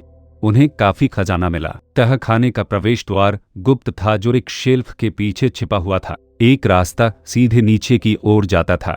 वे पहले ही लोहे का दरवाजा खोलने में कामयाब हो गए थे, जिससे हेनरी और उनकी टीम को कोई परेशानी नहीं हुई। रुद्र अंदर आया और दृश्य देखकर चकित रह गया। भूमिगत स्थान लगभग 100 वर्ग मीटर था। दीवारों पर पंक्तिबद्ध कई अलमारियां थी जिनमें विभिन्न प्रकार की वस्तुएं, कैंडलस्टिक्स, प्लेटें, चम्मच, लैंप, घड़ियां, वायलिन, कांस्य की मूर्तियां, कांस्य ट्रे प्रदर्शित थी और पीछे की दीवार पर प्रिंट और तेल चित्र लटके हुए थे। रुद्र ने कुछ तेल चित्रों की जांच की, लेकिन उन्हें समझ नहीं सका। यूरोपीय कला के बारे में उनका ज्ञान सीमित था और उन्हें आश्चर्य होता था कि क्या उनमें कोई उत्कृष्ट कृतियां थीं। वस्तुओं को देखने से यह स्पष्ट था कि नोवाकोवस्की को संग्रह करने का शौक था। ये वस्तुएं संभवतः दूसरों से चुराई गई थीं और या तो बेच दी गई थी या उनके निजी संग्रह के लिए यहाँ रखी गई थी। अलमारियों का सर्वेक्षण करते हुए रुद्र ने अनुमान लगाया कि कुल मिलाकर 30 से 40 तेल पेंटिंग थी। यदि वे सभी वास्तविक पुरानी कलाकृतियां हैं तो कुछ दशकों में उनकी कीमत 10 से 20 मिलियन हो जाएगी। उन्होंने सोचा, इतनी सारी यूरोपीय प्राचीन वस्तुएं और तैलचित्र अमेरिका में कैसे पहुंचे? रुद्र को आश्चर्य हुआ। उन्होंने अनुमान लगाया कि द्वितीय विश्व युद्ध के दौरान कई यहूदी यूरोप से अमेरिका भाग गए थे और फ्रांस और ब्रिटेन से कई यूरोपीय अपने साथ कई कला संग्रह लाए थे। यह संभव है कि इन घरों को पोलिश गिरोह के चोरों द्वारा संरक्षण दिया गया था जो पैसे चुराते थे, और जो कुछ भी उन्हें मूल्यवान लगता था उसे पोलिश गिरोह के नेता के पास लाते थे जो स्वयं एक संग्रहकर्ता भी था और उन सभी को यहाँ छिपा देता था। अप्रत्याशित रूप से अंत में ये सभी चीजें मेरी थी। बॉस, क्या आपको लगता है कि ये चीजें मूल्यवान हैं? मैथ्यू ने पूछा। मैं कोई कला मूल्यांकन करता नहीं हूँ, रुद्र ने अपना सिर हिलाते हुए कहा। हम इन चीजों का क्या करें? हेनरी ने पूछा। रुद्र ने कुछ देर सोचा। इन सभी ऑयल पेंटिंग को सुरक्षा कंपनी में ले जाएं, कार्यालय भवन में एक खाली कमरा ढूंढें और उन्हें वहां रख दें। उन्हें परिवहन करते समय सावधान रहें, उन्हें टक्कर न दें। उन्हें अखबार में लपेटें और बॉक्स में सुरक्षित स्थान पर रख दें। जहां तक अन्य चीजों की बात है तो उन्हें एक कला संग्राहक को ढूंढने के लिए बाहर ले जाएं और देखें कि उनका मूल्य कितना है और उन्हें बेचने का प्रयास करें। अब हमारे पास पैसे की कमी है। ठीक है बॉस, मैं उनसे निपटने के लिए किसी को ढूंढ लूंगा, हेनरी ने जवाब दिया। यूरोपीय प्राचीन वस्तुओं की बहुत सराहना नहीं की गई, लेकिन तेज चित्रकला एक अलग कहानी थी।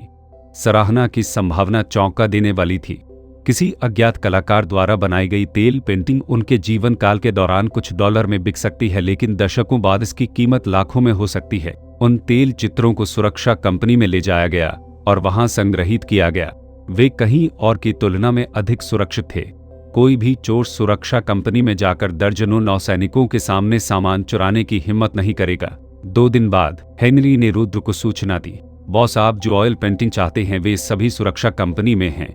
बाकी के लिए ऑस्ट्रियाई गिरोह में एक व्यक्ति है जो भूमिगत प्राचीन वस्तुओं को दोबारा बेचता है।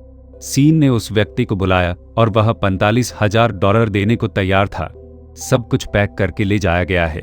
आप क्या सोचते हैं? वे सभी ऑस्ट्रियाई गिरोह से हैं और रुद्र जानता था कि दूसरे पक्ष ने उसे धोखा देने के लिए अपनी जान जोखिम में डालने की हिम्मत नहीं की। इसे उसे दे। एक छोटे पोलिश गिरोह को मारने के बाद उसे जमीन का एक टुकड़ा, दर्जनों तेल चित्र और $40,000 से अधिक मिले।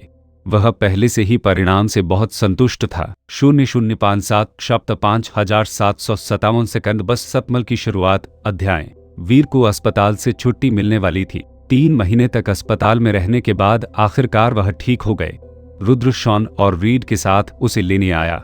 जब वीर ने रुद्र की कार देखी तो उसकी आंखें चमक उठी और उसने कई बार कार के चारों ओर चक्कर लगाया। पैकार्ड, रुद्र तुम बहुत अच्छी कार चला रहे हो, वीर ने कहा। रुद्र मुस्कुराया और वीर का कंधा थपथ पाया। चिंता मत करो, तुम भविष्य में भी इस तरह की कार चलाओगे। अंदर आओ, मैं तुम्हें कहीं ले जाऊंगा। वे एक कार्यालय भवन में पहुंचे। लॉबी में अभी भी सशस्त्र सुरक्षा गार्ड मौजूद थे।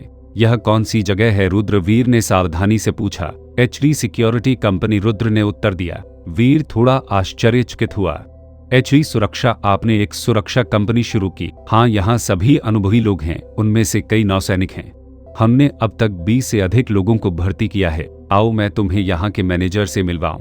क्या तुम्हें मेजर जेम्स लांसर याद है? रुद्र ने पूछा। वह अब यहाँ प्रबंधक है। स्मार्ट सूट पहने मेजर लांसर ने अपने कच्चे लकड़ी के पैर को एक नए कृत्रिम पैर से बदल दिया था। अब यदि आप नहीं जानते तो आप यह नहीं बता सकते कि वह कृत्रिम पैर वाला एक विकलांग व्यक्ति था। अस्पताल से बाहर आने पर बधाई हो, वीर लांसर ने वीर को गले लगाते हुए कहा। मेजर लांसर, मुझे आपको यहाँ देखने की उम्मीद नहीं थी, वीर ने खुशी से कहा। लांसर ने कंधे उचकाए। मैंने भी नहीं, लेकिन यहाँ आना सही लगता है, भले ही थोड़ी देर हो जाए। उसने रुद्र की ओर देखा। तीनों बैठ गए और बातें करने लगे। कुछ अनौपचारिक बातचीत के बाद लांसर ने रुद्र से कहा, मेरे पास आपको बताने के लिए स्पेनिश गिरोह की कुछ हालिया खुफिया जानकारी है। उनके पास हंगेरियन मूल के चार्ल्स साइमन नामक एक नया रणनीतिकार है जो पहले दानी के लिए वित्त प्रबंधन और ऋण शार्किंग में शामिल था। हमने पाया है कि स्पेनिश गिरोह पैसा जुटा रहा है। दानी बंधक ऋण की व्यवस्था कर रहा है, अपने स्वयं के निवेशित स्टॉक और प्रतिभूतियों को संपार्श्विक के रूप में उपयोग कर रहा है और यहाँ तक कि अपने घर को भी बैंक में गिरवी रख रहा है। बाजार में कोक पाउडर की कीमत में काफी वृद्धि हुई है, मुख्य रूप से स्पेनिश गिरोह से कम शिपमेंट के कारण। पिछली बार जब आपने उनका माल जब्त कर लिया था तो उनका स्टॉक खत्म हो गया था, जिससे यह घटना हुई। टेलीग्राम लगातार आते रहे हैं, 5 दिनों में 3 भेजे गए और 2 बार प्राप्त हुए, लेकिन मुझे विशेष जानकारी नहीं है। यह जानकारी सुनकर रुद्र ने चुपचाप हिसाब लगाया। स्पेनिश गिरोह का प्राथमिक व्यवसाय कोक पाउडर है। उनकी पिछली डकैती का गिरोह पर काफी प्रभाव पड़ा। अब दानी पैसे के लिए संघर्ष कर रहा है, अक्सर कोलंबियाई लोगों के संपर्क में रहता है, संभवतः एक नए शिपमेंट की तैयारी कर रहा है। बैंक द्वारा गिरवी रखे गए ऋण के साथ सारा पैसा वैध है। अभी भी यह जानकारी सुनकर रुद्र ने कुछ आसानी से पैसा कमाने के लिए एक और कदम उठाने पर विचार किया। नकदी या चेक लाने से मामले सरल हो जाएंगे और मनी लॉन्ड्रिंग से बचा जा सकेगा। लांसर, इस पर नजर रखो। स्पेनिश गिरोह एक बड़ा कदम उठाने के लिए बाध्य है और शायद हमें एक मौका मिल सकता है। रुद्र ने कहा, ठीक है, अगर कुछ भी सामने आया तो मैं आपको अपडेट रखूंगा। लांसर ने सिर हिलाया। रुद्र और लांसर की बातचीत सुनकर वीर हैरान रह गया। वह केवल 3 महीने के लिए अस्पताल में था और रुद्र पहले ही इस हद तक बढ़ चुका था। वह पहले भी 2 बार स्पेनिश गिरोह को लूट चुका था। क्या वह एक और डकैती की योजना बना रहा था? सुरक्षा कंपनी को छोड़कर समूह वीर के घर लौट आया। इसे किसी ने अच्छी तरह से साफ कर दिया था। वीर ने भावुक होकर रुद्र की ओर देखा। रुद्र, मैं 3 महीने से अस्पताल में हूं और मुझे लगता है कि मैं पूरी तरह पीछे छूट गया हूं। वीर ने टिप्पणी की, आपने इतनी तेजी से विकास किया है। रुद्र ने शराब के 2 गिलास डाले और एक वीर को दे दिया। आपने अस्पताल में 3 महीने बिताए और आप वहां 3 लड़कियों को आकर्षित करने में कामयाब रहे। अगर मैंने डॉक्टरों से नहीं पूछा होता तो आप शायद छोड़ना नहीं चाहेंगे। वीर ने गर्व से देखते हुए शराब का एक घूंट लिया। मैं इसमें कुछ नहीं कर सकता। सुंदर और इतना आकर्षक होना भगवान का दिया हुआ एक उपहार है। वैसे अभी लांसर के शब्दों से, क्या आप स्पेनिश गिरोह की निगरानी कर रहे हैं? आप क्या योजना बना रहे हैं? वीर ने पूछा। मैं स्पेनिश गिरोह पर कब्जा करना चाहता हूं, रुद्र ने स्पष्ट रूप से कहा। खांसी खांसी खांसी। वीर अचंभित रह गया। उसने आश्चर्य से अपने पुराने मित्र की ओर देखा। उसने सोचा था कि रुद्र स्पेनिश गिरोह की एक और डकैती की योजना बना रहा था, लेकिन उसकी महत्वाकांक्षा बहुत बड़ी थी। वह लॉस एंजेलिस में तीसरे सबसे बड़े गिरोह को निगलना चाहता था। क्या आपको लगता है कि यह संभव है? वीर का स्वर अविश्वसनीय था। रुद्र ने आत्मविश्वास से कहा, मुझे कुछ संदेह था, लेकिन अब यह काफी संभव लगता है। संचालन अनुसंधान कार्यालय की स्थापना से पहले रुद्र पूरी तरह से आश्वस्त नहीं थे, लेकिन अब जब लांसर एक गिरोह के खिलाफ युद्ध रणनीतियों को लागू कर रहा था तो उन्हें लगा कि कठिनाई काफी कम हो गई है। ऊंचाई दृष्टि निर्धारित करती है। जब आप किसी समस्या को उच्च दृष्टिकोण से देखेंगे तो पाएंगे कि यह उतना कठिन नहीं है जितना आपने सोचा था। स्पेनिश गैंग पर कब्जा करने के बाद आपका क्या होगा? वीर ने पूछताछ की। क्या आप ऑस्ट्रियाई गिरोह के असली मालिक मिस्टर शौर्य को जानते हैं? रुद्र ने पूछा। बेशक मैं उसे जानता हूँ। मैं कुछ समय पहले उनसे मिला था और वह मेरी सराहना करते हैं। उन्होंने वादा किया था कि अगर मैं स्पेनिश गिरोह को संभाल सकता हूँ तो वह मुझे अपना खुद का गिरोह स्थापित करने की अनुमति देंगे। वीर की आंखें चौड़ी हो गईं। एक गिरोह स्थापित करना एक गैंगस्टर के लिए एक बड़ा प्रलोभन था। वीर ने उत्साहपूर्वक शराब का एक बड़ा कौर गटक लिया। रुद्र, मुझे पता था कि मैं तुम पर भरोसा कर सकता हूँ।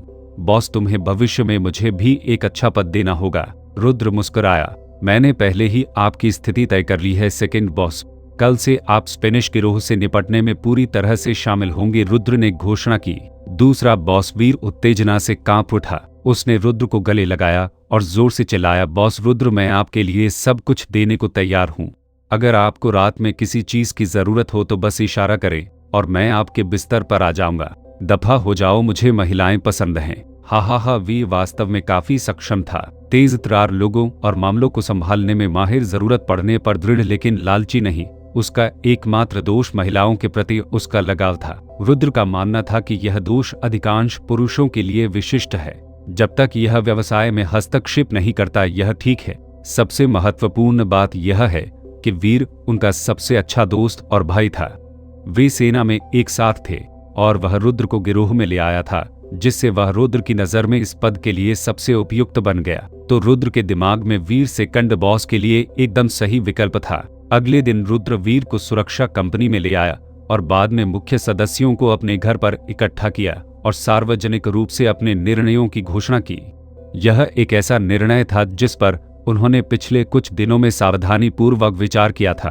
अब जब वीर अस्पताल से बाहर आ गया था तो समय बिल्कुल सही था। रुद्र ने वीर को दूसरे बॉस के रूप में नियुक्त किया। शॉन और रीड ने एक एक्शन टीम बनाकर उसका अनुसरण करना जारी रखा। इस नियुक्ति पर यहाँ किसी ने आपत्ति नहीं की। आखिरकार वीर अन्य लोगों की तुलना में अधिक समय तक रहा था, केवल कुछ अध्याय पहले ही घायल हुआ था।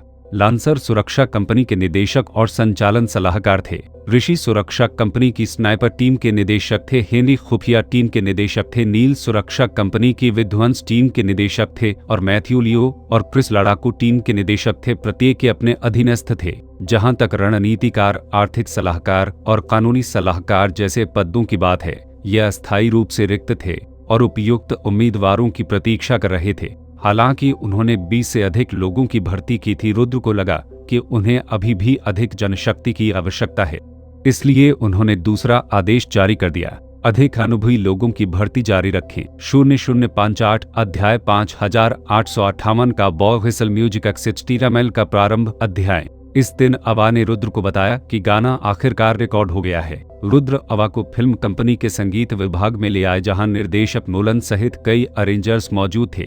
फोनोग्राफ घूम गया और स्पीकर से अद्भुत संगीत निकलने लगा। क्या तुम योजना बना रहे हो मेरे प्रिय? खूबसूरत गायन से स्टूडियो भर गया और हर कोई मंत्रमुग्ध हो गया।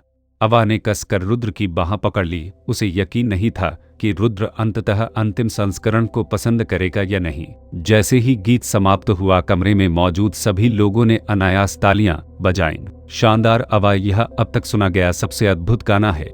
मुझे विश्वास है कि यह गाना निश्चित रूप से पूरे अमेरिका, यहाँ तक कि यूरोप में भी धूम मचाएगा। रुद्र ने प्रशंसा की। अवा तुरंत खुशी से उछल पड़ी। अवा की आवाज सारा ब्राइटमैन की तरह ज्यादा मधुर नहीं थी, बल्कि गहरी थी।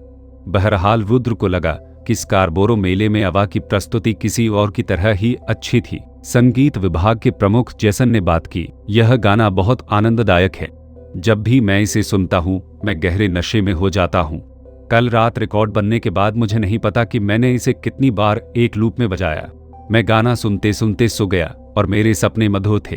वास्तव में जब मैं संगत की व्यवस्था कर रहा था तो मैं भावनाओं से अभिभूत हो गया और अक्सर व्यवस्था के बारे में भूल गया। मुझे यह गाना बहुत पसंद है। मुझे यकीन है कि यह गाना क्लासिक्स में क्लासिक बन जाएगा। रुद्र ने तब कबूल किया, वास्तव में जब मैंने मूल रूप से इस गीत की रचना की थी तो यह मुख्य रूप से प्रचार के उद्देश्य से था। हमारा बजट सीमित है, इसलिए मैं एक विचार लेकर आया, अवा से एक गाना गाएं, इसे रेडियो पर ले जाएं और इसे फिल्म के थीम गीत के रूप में प्रचारित करें। एक बार जब लोगों को यह गाना पसंद आएगा तो वे स्वाभाविक रूप से फिल्म के बारे में उत्सुक होंगे। जब हमारी फिल्म रिलीज होगी तो यह निश्चित रूप से दर्शकों के एक समूह को आकर्षित करेगी, रुद्र ने कहा। यह सुनकर निर्देशक नोलन को तुरंत एहसास हुआ कि यह वास्तव में एक अच्छा विचार था। जिज्ञासा बढ़ाने और दर्शकों को आकर्षित करने के लिए एक गीत का उपयोग करते हुए सहायक रुद्र की प्रचार पद्धति शानदार थी। रुद्र ने आगे कहा, मैं यह भी जानता हूं कि यह गाना फिल्म की समग्र शैली से बिल्कुल मेल नहीं खाता है। मेरा प्रारंभिक विचार यह था कि फिल्म में एक दृश्य हो जहां मारिसा एक पिंजरे में बंद है, उसे करीब से देखें और उसे इस गीत का एक संक्षिप्त हिस्सा धीरे से गाने दें, इसे उपशीर्षक के साथ समाप्त करें। मुझे लगता है कि यह पूरी तरह से काम करेगा। चलो इसके साथ चलते हैं। अब हम सिर्फ एक सच्चे थीम गीत को याद कर रहे हैं। बेंसन, क्या अभी तक कोई विचार है? नोलन ने संगीत विभाग के प्रमुख बेंसन की ओर देखा और पूछा। बेंसन ने कंधे उचकाए। हमने कुछ के बारे में सोचा है, लेकिन आप उनमें से किसी से भी संतुष्ट नहीं थे। अच्छी धुनें आसानी से नहीं मिलती हैं। वैसे भी फिल्मांकन अभी तक शुरू नहीं हुआ है, इसलिए हम संगीत रचना के लिए फिल्मांकन के बाद तक इंतजार कर सकते हैं। और क्या आप ऐसा गाना बना पाएंगे जिससे मैं फिल्मांकन के बाद संतुष्ट हो जाऊं? नोलन ने भौहें चढ़ा दी। क्या बेंसन गारंटी नहीं दे सका। इन दोनों को देखकर रुद्र को फिल्म द बिग स्पेंडर के थीम सॉन्ग का ख्याल आया। फिल्म देखते समय उन्हें विशेष रूप से सीटी वाली धुन पसंद आई। जब भी उसने सीटी सुनी, उसने तुरंत पश्चिमी वातावरण की कल्पना की। अतीत में रुद्र ने जानबूझकर सीटी वाला भाग सीखा था, लेकिन उसने केवल शुरुआती भाग ही सीखा था। निसंदेह आरंभिक भाग भी पूरे गीत का सबसे क्लासिक भाग था। बेंसन, मेरे पास एक विचार है। क्या आप देख सकते हैं कि क्या यह धुन फिट बैठती है? रुद्र ने पूछा। ओह सहायक, रुद्र के पास एक नई धुन है, बेंसन ने अविश्वसनीय ढंग से पूछा। यह सिर्फ एक छोटा सा भाग है, इसे सुने। तभी रुद्र ने सीटी बजाना शुरू कर दिया। पूरा गाना लगभग 3 मिनट लंबा था, लेकिन रुद्र ने रुकने से पहले केवल 1 मिनट के लिए सीटी बजाई। वह बस इतना ही कर सकता था। वह व्यवस्था करने वालों को बाकी काम भरने देगा। क्या यह ठीक लगता है? रुद्र ने व्यवस्था करने वालों से पूछा। बेंसन ने कुछ हद तक आश्चर्यचकित होकर कहा, आपकी धुन में बहुत अच्छा एहसास है। यह वास्तव में विशालता और सोनेपन की भावना पैदा करता है। क्या आपको लगता है कि गिटार के साथ यह और भी बेहतर होगा? रुद्र ने सुझाव दिया। मुझे लगता है कि एक इलेक्ट्रिक गिटार बेहतर होगा। कुछ व्यवस्थाकर्ताओं ने दूसरों की परवाह किए बिना चर्चा शुरू कर दी। निर्देशक नोलन ने रुद्र की ओर प्रशंसा भरी दृष्टि से देखा। सहायक रुद्र, मुझे कहना होगा कि आप उन सबसे प्रतिभाशाली लोगों में से एक हैं जिनसे मैं कभी मिला हूं। उस सीटी ने मुझे अभी बहुत प्रेरणा दी है। फिल्म में ऐसे क्षेत्र हैं जिनमें सुधार किया जा सकता है। नोलन, क्रू के लिए तैयारी कैसी चल रही है? रुद्र ने पूछा। नोलन ने उत्तर दिया, यह लगभग तैयार है। चालक दल और उपकरण जाने के लिए तैयार हैं। हमें अपना मुख्य पुरुष नायक मिल गया है और मुख्य नायिका भी यहाँ है। फिल्मांकन स्थान भी सुरक्षित है। यह न्यू मैक्सिको में MGM के स्वामित्व वाला एक फिल्मांकन केंद्र है। मैं अगले सप्ताह प्रस्थान करने की योजना बना रहा हूँ। आपका अनुमान है कि फिल्मांकन में कितना समय लगेगा? रुद्र ने पूछताछ की। नोलन ने एक पल के लिए सोचा। नोलन ने बताया, अगर सब कुछ ठीक रहा तो फिल्मांकन में लगभग 3 महीने लगेंगे। उसके बाद पोस्ट प्रोडक्शन होगा जिसमें शायद 2 महीने लगेंगे। उम्मीद है कि फिल्म लगभग 6 महीने में रिलीज के लिए तैयार हो जाएगी। वह आदर्श परिस्थितियों में था। इस बीच बेंसन और अन्य अरेंजर्स अभी भी रुद्र के सीटी बजाने वाले संगीत पर चर्चा कर रहे थे। आखिरकार नोलन भी इसमें शामिल हो गए। नोलन एक कंडक्टर की तरह एक बहुमुखी निर्देशक थे। हो सकता है कि वह किसी विशेष वाद्य यंत्र को बजाने में माहिर न हो, लेकिन वह हर चीज के बारे में थोड़ा बहुत जानता था। रुद्र ने कुछ विनाइल रिकॉर्ड लिए। उसने उन्हें रेडियो स्टेशन पर वापस ले जाने और अभी से लोकप्रियता हासिल करने की योजना बनाई। इससे पहले शौर्य की पार्टी में रुद्र ने हॉलीवुड के मनोरंजन जगत के कई बड़े लोगों से मुलाकात की थी। MGM और वार्नर के मालिकों के अलावा लॉस एंजेलिस में कोलंबिया रेडियो के प्रमुख भी थे। वे उत्तम संपर्क होंगे। रुद्र अवा को घर ले गया। अवा नहाने चली गई। रुद्र ने रिकॉर्ड कमरे में टर्न टेबल पर रख दिया। एक बार फिर अवा के गायन से कमरा भर गया। यह गाना सचमुच आनंददायक था, इतना आनंददायक कि इसे सुनने में कभी थकान नहीं होती थी। इसमें कोई आश्चर्य नहीं कि यह गाना विश्व प्रसिद्ध धुन बन गया और अब तक के सबसे खूबसूरत क्लासिक अंग्रेजी गीतों में से एक के रूप में प्रशंसित हुआ। बाथरूम का दरवाजा धीरे से धक्का देकर खोला गया। तौलिए में लिपटी एक महिला लकड़ी के फर्श पर नंगे पैर अपने पतले सुंदर पैर दिखा रही थी। चूंकि वह अभी भी नहाई थी, फर्श पर गीले पैरों के निशान रह गए थे। सोफे के पास आकर अवा रुद्र के पास घुटनों के बल बैठ गई।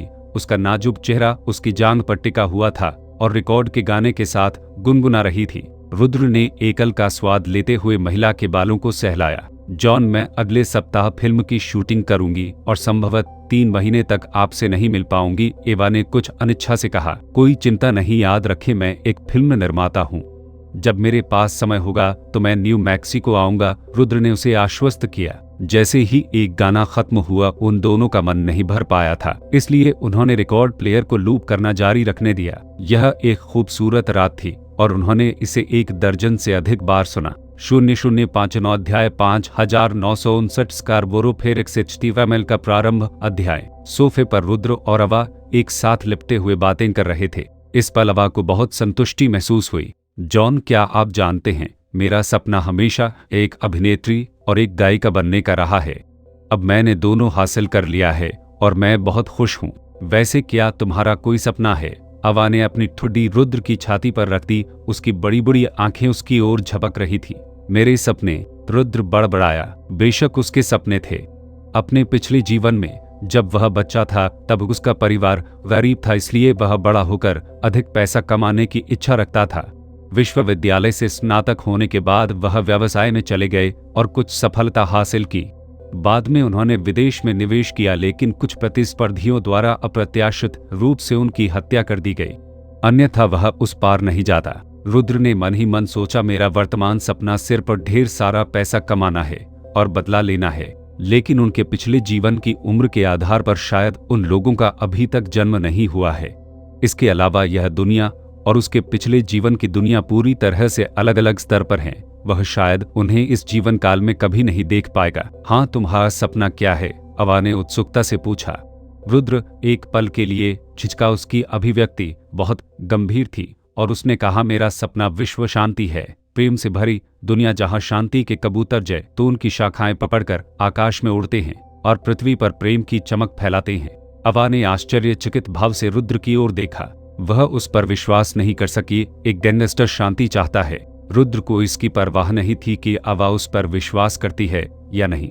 उसका चेहरा अपने हाथों में पकड़ते हुए उसने कहा, ऐसा ही होता है किड, आपके पास जाने और कलात्मक तस्वीरों का एक सेट लेने के लिए 2 दिन होते हैं, कपड़ों के साथ या बिना कपड़ों के। स्मैक। रुद्र ने महिला की पीठ के निचले हिस्से पर जोर से थप्पड़ मारा जिससे कर्कश आवाज निकली। बेशक तुम्हें कपड़े पहने होंगे। द वाइल्ड बंच दल ने तैयारी पूरी की और न्यू मैक्सिको के लिए रवाना हो गए।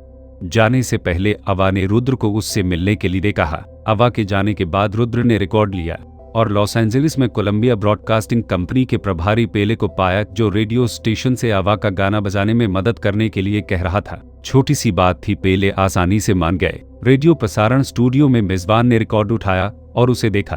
वहां एक नोट संलग्न था, नूह फिल्म कंपनी द्वारा भेजा गया एक नया फिल्म सम्मिलित गीत। इस प्रकार का प्रचार बहुत आम था। मेजबान ने ज्यादा ध्यान नहीं दिया।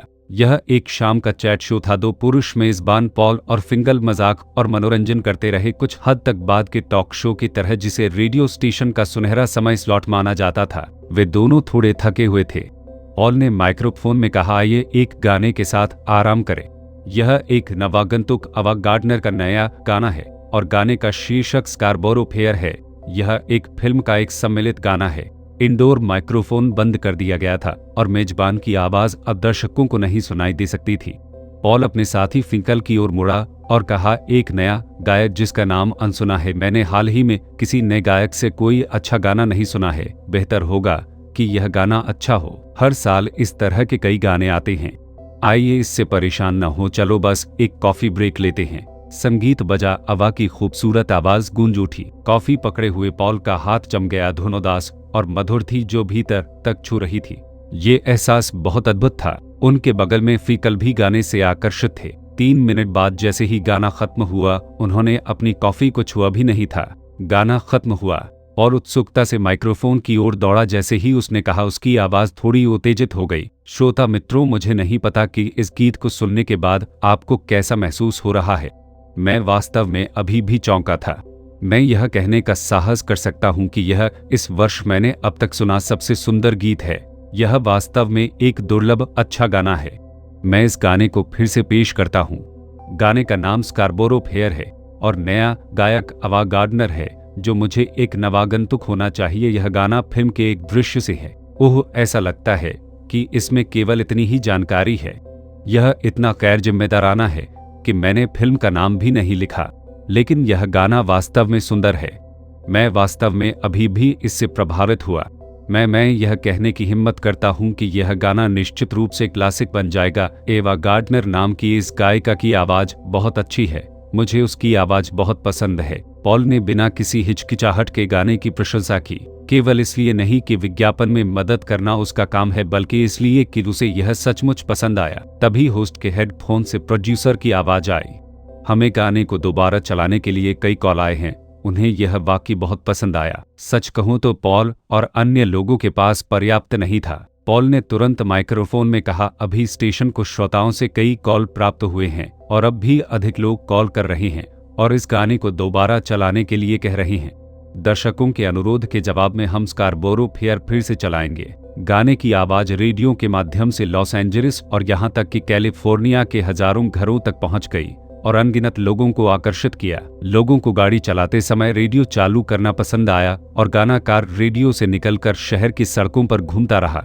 दूसरे नाटक के बाद और भी अधिक लोगों को स्टेशन पर बुलाया गया। कई लोगों ने व्यक्त किया कि उनके पास अभी भी पर्याप्त नहीं था और उन्हें एक और पुनरावृत्ति की आशा थी। अवा का गाना लोकप्रिय हो गया। अनगिनत लोगों को अवा गार्डनर का नाम और गाना स्कारबोरो फेयर याद था। बेशक बहुत से लोग इस फिल्म के बारे में जानने को उत्सुक थे और जब इसका प्रीमियर हुआ तो बहुत से लोगों ने इसे देखने का फैसला किया था। सिर्फ इस गाने के लिए अगले दिन स्टेशन पर गाने को दोबारा चलाने का अनुरोध करने वाली कई कॉलें आती रहीं। इस गाने की वजह से स्टेशन की रेटिंग 5 बढ़ गई। CBS के कार्यकारी पेले को अपने अधीनस्थों से एक रिपोर्ट मिली जिसमें यह सुना गया कि इस गाने के कारण स्टेशन की रेटिंग में काफी वृद्धि हुई है, जिससे उन्हें आश्चर्य हुआ। उसका इरादा केवल एक दोस्त के लिए एक छोटा सा उपकार करने का था। उसे उम्मीद नहीं थी कि यह गाना इतनी सनसनी पैदा करेगा जिससे स्टेशन की रेटिंग में उल्लेखनीय वृद्धि होगी। उसने एक पल के लिए सोचा, फिर उन्होंने जल्दी से अपने सचिव को एक रिकॉर्ड की प्रतिलिपि बनाने और उस दिन विमान से न्यूयॉर्क में CBDS मुख्यालय भेजने का आदेश दिया, जहां वे इसे वहां चलाएंगे,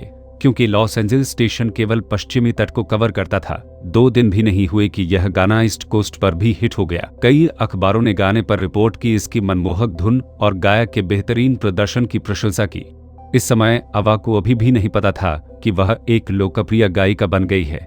अनगिनत लोग उसके बारे में और जानना चाहते थे, लेकिन कोई माध्यम नहीं था। रुद्र को लगा कि इन दिनों प्रचार का प्रभाव अच्छा है, इसलिए उसने दूसरा कदम जारी करने का फैसला किया, जिससे अवा पूरी तरह से प्रसिद्ध हो गई।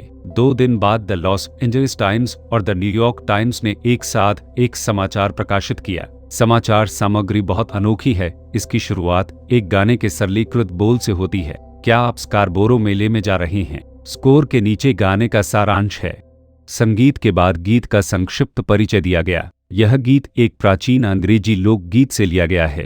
गीतकार इस पुराने गीत से प्रभावित हुए और उन्होंने इस गीत को बनाने के लिए बदलाव किए, जो अग्रिम पंक्ति में अपने प्रेमी के लिए एक सैनिक की लालसा को व्यक्त करता है, जो स्कारबोरो शहर जाने वाले लोगों से अपनी प्यारी लड़की को शुभकामनाएं देने के लिए कहता है। रिपोर्ट एक बड़ी रंगीन तस्वीर के साथ समाप्त हुई, जिसमें एक खूबसूरत महिला एक पोशाक पहने हुए आकर्षक ढंग से मुस्कुरा रही थी। कई लोगों ने अवा की फोटो देखी और उनकी खूबसूरती की तारीफ किए बिना नहीं रह सके। अवा एक सनसनी बन गई।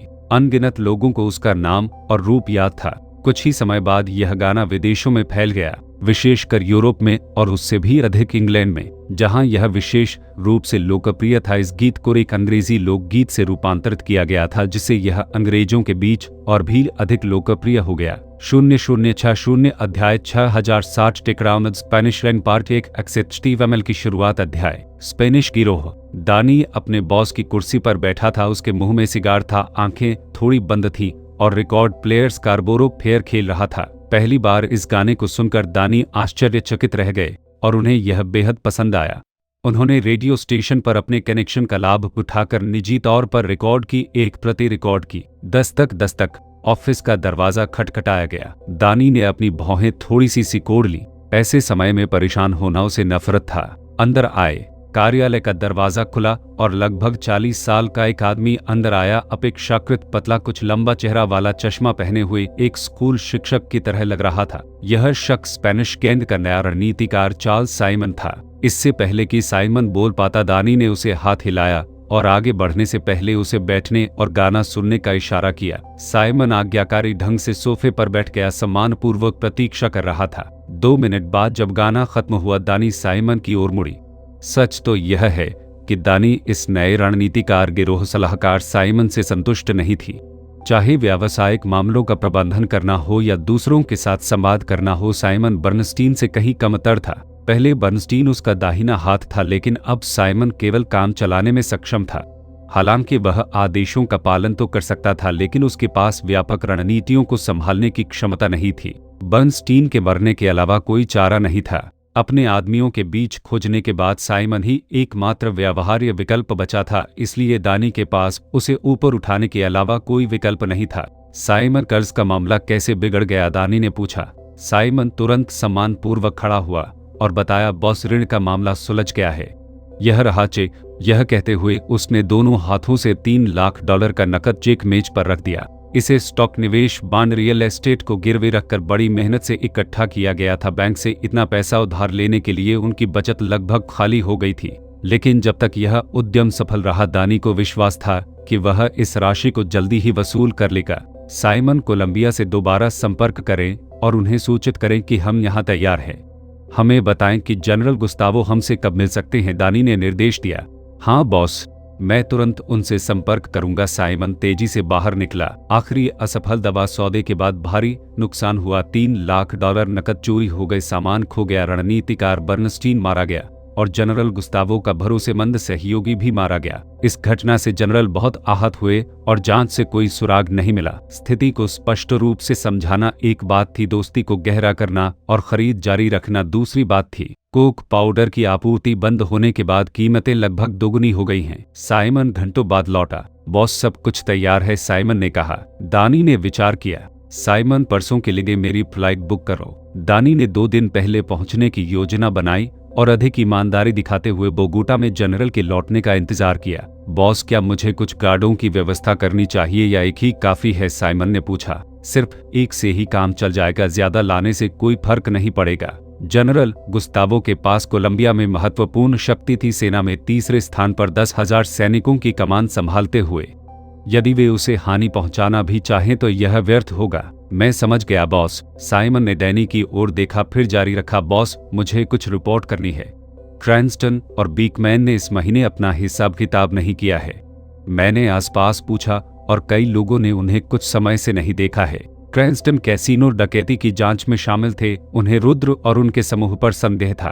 बाद में उसने अपने दोस्त बीकमैन के साथ मिलकर सीधे रुद्र के मुख्यालय पर छापा मारा, लेकिन हेनरी और अन्य लोगों ने उसे मार डाला। दानी को स्पष्ट रूप से याद आया कि उसे ऑस्ट्रियाई गिरोह के किसी व्यक्ति की जांच करने का काम सौंपा गया था और कुछ ही समय बाद ड्रग डकैती हुई। जब तक साइमन ने इसका उल्लेख नहीं किया तब तक दानी इसके बारे में लगभग भूल चुका था। दानी ने बड़ी तस्वीर और बाहरी मामलों पर ध्यान केंद्रित किया, जैसे राजनेताओं और अधिकारियों के साथ व्यवहार। गिरोह के आंतरिक मामलों को बर्नस्टीन पर छोड़ना। अब आंतरिक मामले अस्त व्यस्त थे। 1 दर्जन से अधिक सदस्यों को खोने पर किसी का ध्यान नहीं गया। यदि साइमन की नई भूमिका नहीं होती जिसमें प्रत्येक विभाग से अपने लिए हिसाब मांगा जाता, तो क्रैन्स्टन और बीकमैन के गायब होने पर किसी का ध्यान नहीं जाता। दानी ने अपनी भौहें सिकोड़ ली। 2 दिनों में वह कोलंबिया चला जाएगा, जो वर्तमान में सबसे महत्वपूर्ण मामला था। जाने से पहले उसे और भी कई काम निपटाने थे। किसी और चीज पर ध्यान केंद्रित करने का समय ही नहीं था। साइमन, जांच करो और पता लगाओ कि क्रैन्स्टन और बीकमैन के साथ क्या हुआ।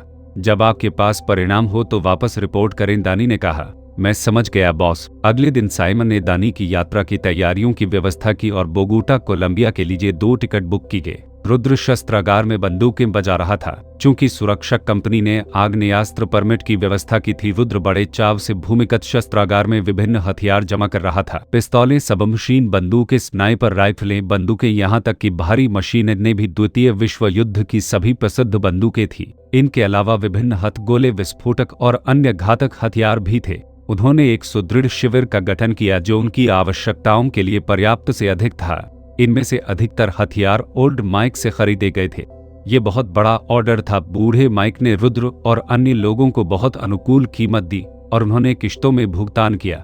रुद्र के पास धन की कमी थी। उसके पास मौजूद कुछ दसियों हजार डॉलर बमुश्किल 40 से अधिक अधीनस्थों का भरण पोषण करने के लिए पर्याप्त थे। विस्तार की इस अवधि के बाद सुरक्षा कंपनी के कर्मियों की संख्या 45 तक पहुंच गई थी। रुद्र को लगा कि यह पर्याप्त है। उसने नए सदस्यों की भर्ती बंद कर दी और इसके बजाय आंतरिक प्रशिक्षण पर ध्यान केंद्रित किया, जिसका लक्ष्य समूहीकरण के बाद जल्दी से आंतरिक सामंजस्य स्थापित करना था।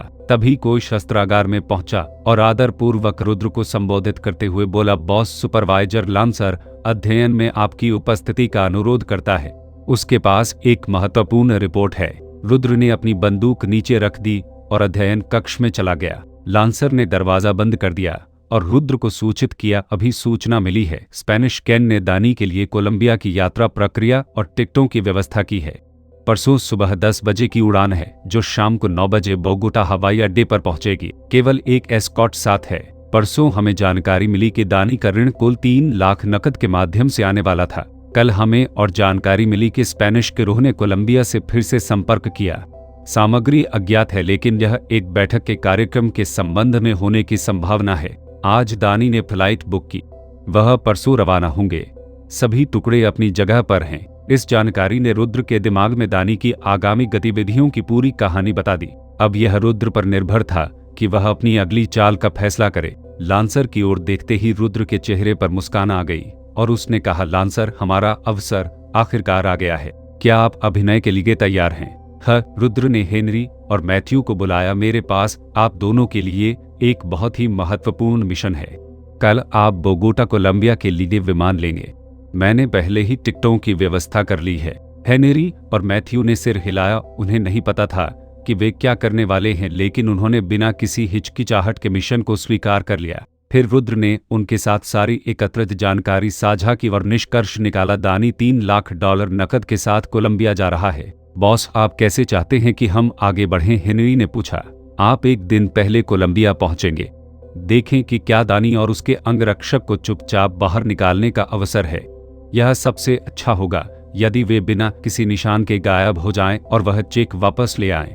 यदि विवेक संभव नहीं है तो खुलेआम उन्हें सड़कों पर ले आओ। 006 अध्याय 6161 कसल की शुरुआत।